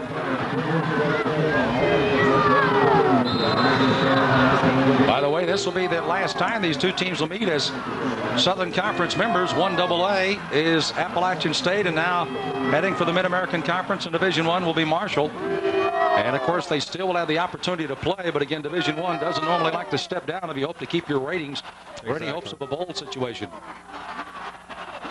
So in this situation, the last of the conference games between these two. Appalachian State, of course, had won 14 out of the 20, and first downs all even. Yardage again, we pointed out 410 for Marshall so far today. And you know, it's been interesting to watch this club because we knew of Moss and Martin and Cresser throwing to those two fine receivers. Thomas and Chapman have been a very nice complement to this in the fact that they've used them just enough to make it effective. And you made mention they had to come in first with poise, which they may not have had in the first half, but certainly with balance, and I think they've acquired that today. Well, they've been very balanced in the second half, and you know, they say a couple of these guys transferred here from Florida. This reminds me of the Florida offense. I mean, they seem like they could pick away at you all day long with the running game, but when Florida runs the ball, they run it very, very effectively. They just seem to be more of a passing team. This team seems the same. It looks like they can do anything they want in the air, but what makes that work is to have a couple running backs that could carry the load on the ground, and it keeps everybody honest. You've got to defend the entire field. Of course, Georgia Southern and the Citadel immediately following here on Sports South. You see the timeouts left. Marshall with only one, Appalachian State with two. Probably will not pay an effect in the game as it's 1st and 10 Marshall. Thomas is the lone running back and gets the handoff. They try to push the rugby-style pack ahead, and they do as they push it inside the 40 to around the 37-yard line. Of course, the biggest difference between this offense and Florida's would be in their strategy, the way they approach a game. Only up 14 points with That's right. 4 minutes. Steve Spurrier would still be winging it. It'd still be, let's see, let's run that 64-yard pass play we've been practicing all week. Second down, a gain of 4, 2nd and 6 here for Marshall. Thomas stays in as the lone running back. Wide receivers go left and right, and Martin comes in motion. And again, give it off to Thomas. He tries to fight for enough for the first down, maybe about a yard short. As the defense, Coakley in particular, on the bottom of the stack for Appalachian State, and Jerry Moore looks on today as he had high hopes of this club staying in the game, and they did for a while. And he'll have to give up the ghost today for another try at one of the top teams in the country in 1AA, the Marshall Thundering Herd, as Thomas again has gone over 100 yards, I believe. Coach Moore, those until today, has had pretty good success against Marshall. This will make him 5-3 against Marshall, and I'm sure that with the run they've had the past several years in 1AA, this isn't the first time he's faced them when they've been ranked number 1 and been undefeated. Probably most every time he faces them, they're undefeated and ranked number 1. Eric Thomas had 116 before that 2-yard carry, and it should be enough for the first down to move the chains again, and would bring up a first down, but they're going to, they do move the chains now, and there you see the numbers on him. He does gain a number of 118 on his rushing, 18 carries, did not score today, but again effective between the 20s and set up the passing game. Cresser to Moss and Martin. Moss with a couple of scores, Martin with the other, and a field goal by Openlander. quiet here at Kid Brewer as the handoff goes to Chapman as Thomas takes a rest. He dives for about 8 yards. That puts Chapman up to about 85 yards. So with 23 left, he's capable of putting up 100 yards today also. And the way the offensive line's looking, there's just under 3 minutes left in the game. They could pretty much burn up the whole clock right here. Probably won't throw much more to Moss, who has 5 catches for 109, 72 of those on one play. And, of course, 5 for 94. But Tim Martin, just an average routine day for those 2 receivers for Marshall. And there's Moss, 6'5", excellent receiver, and only a freshman. 2nd down and 2. And off to Chapman. He'll have the first down and then some. Gets across the 5, battles his make the 15 down around the 9-yard line. 1st and goal to go for the Thundering Herd. They stop the clock to move the chain at 2:26 left to go. Cliff, it's been an enjoyable day for us here in Boone, North Carolina. Safe trip back to Las Vegas. Nice to see you again. Oh, got a big game to play tomorrow, though, Sam. A big game. Yeah, go from here to I got to fly to Cleveland tonight, and tomorrow's the first annual Pittsburgh Steelers Cleveland Browns alumni game. Oh yeah, we're gonna get killed. You're gonna get killed.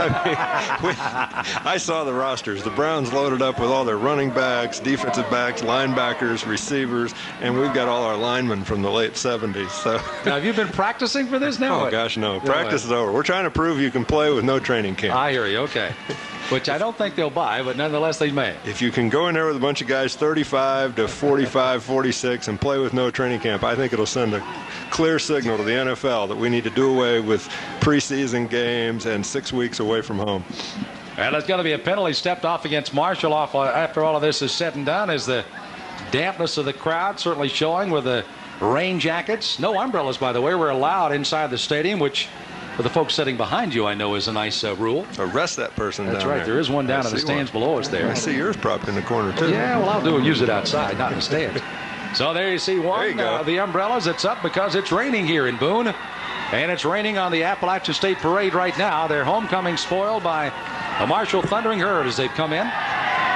They lost here in the Fog Bowl, rain and all kinds of things 2 years ago, but they come back and look like they're on the verge of wrapping up the victory here as Chapman again goes to the outside. Still on his feet, knocked out of bounds on the far side by Johnson. Coaches will yell at him for that, for letting himself get out of bounds. That's right. But he wants 100 yards. He just had one of his runs called back. He wants 100. Where is he now? He's 84, and they're on the 15-yard line. He can't do it. Can't make it? Nope, he can't. But it's a 2nd down and about 4 yards needed here for Marshall as they run the clock at 2:04 once the ball is snapped.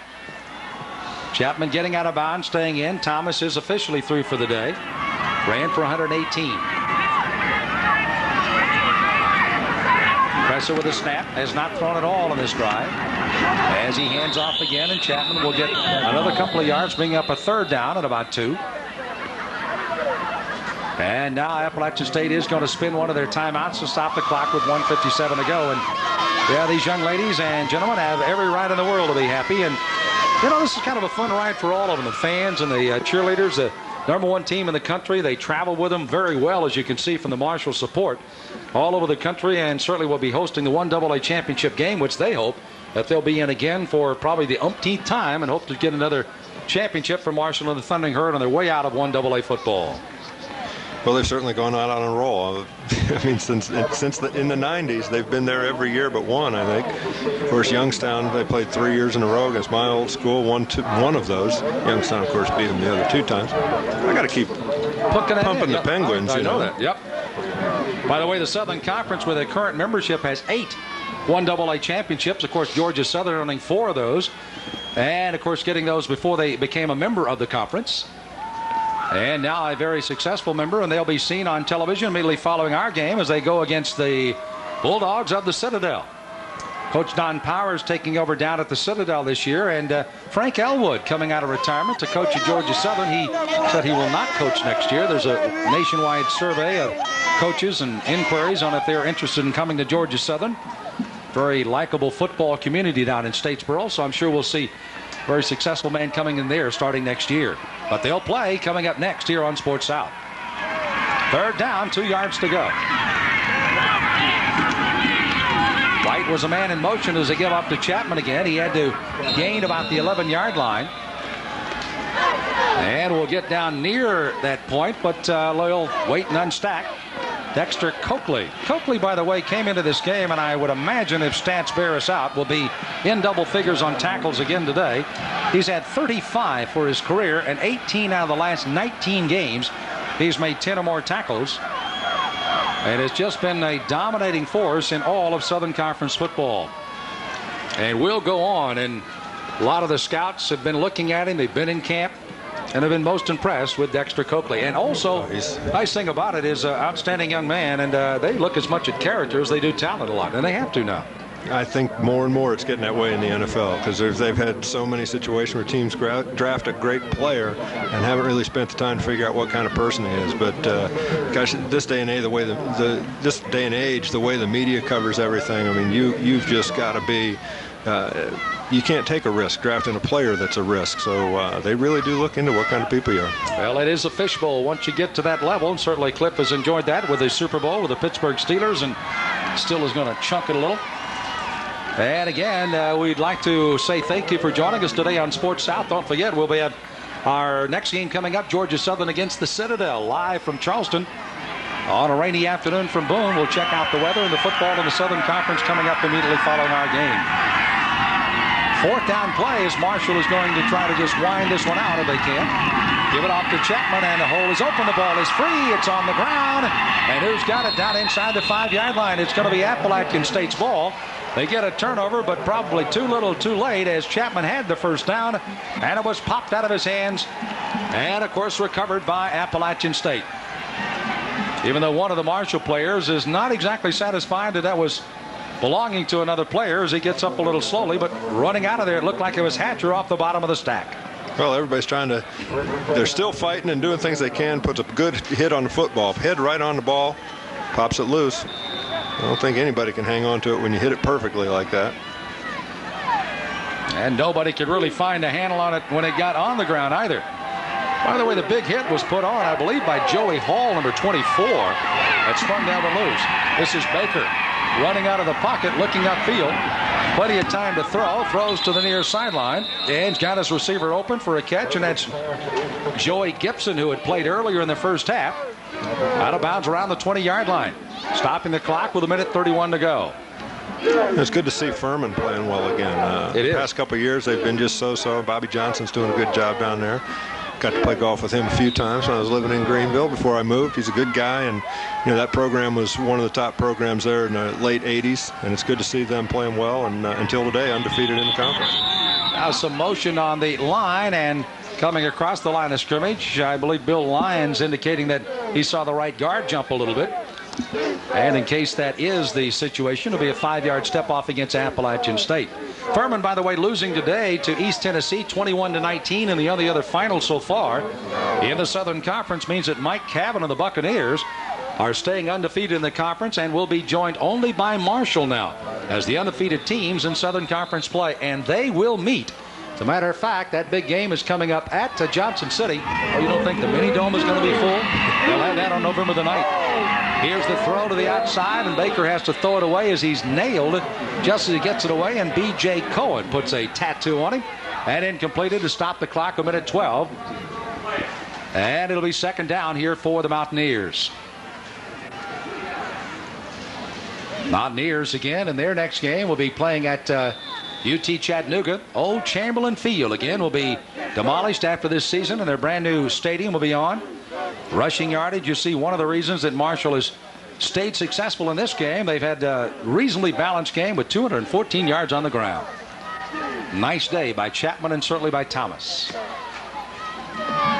Baker, in his first start against the #1 team in the country, has acquitted himself quite well as he rolls out of the pocket and throws it well over Smith on the run.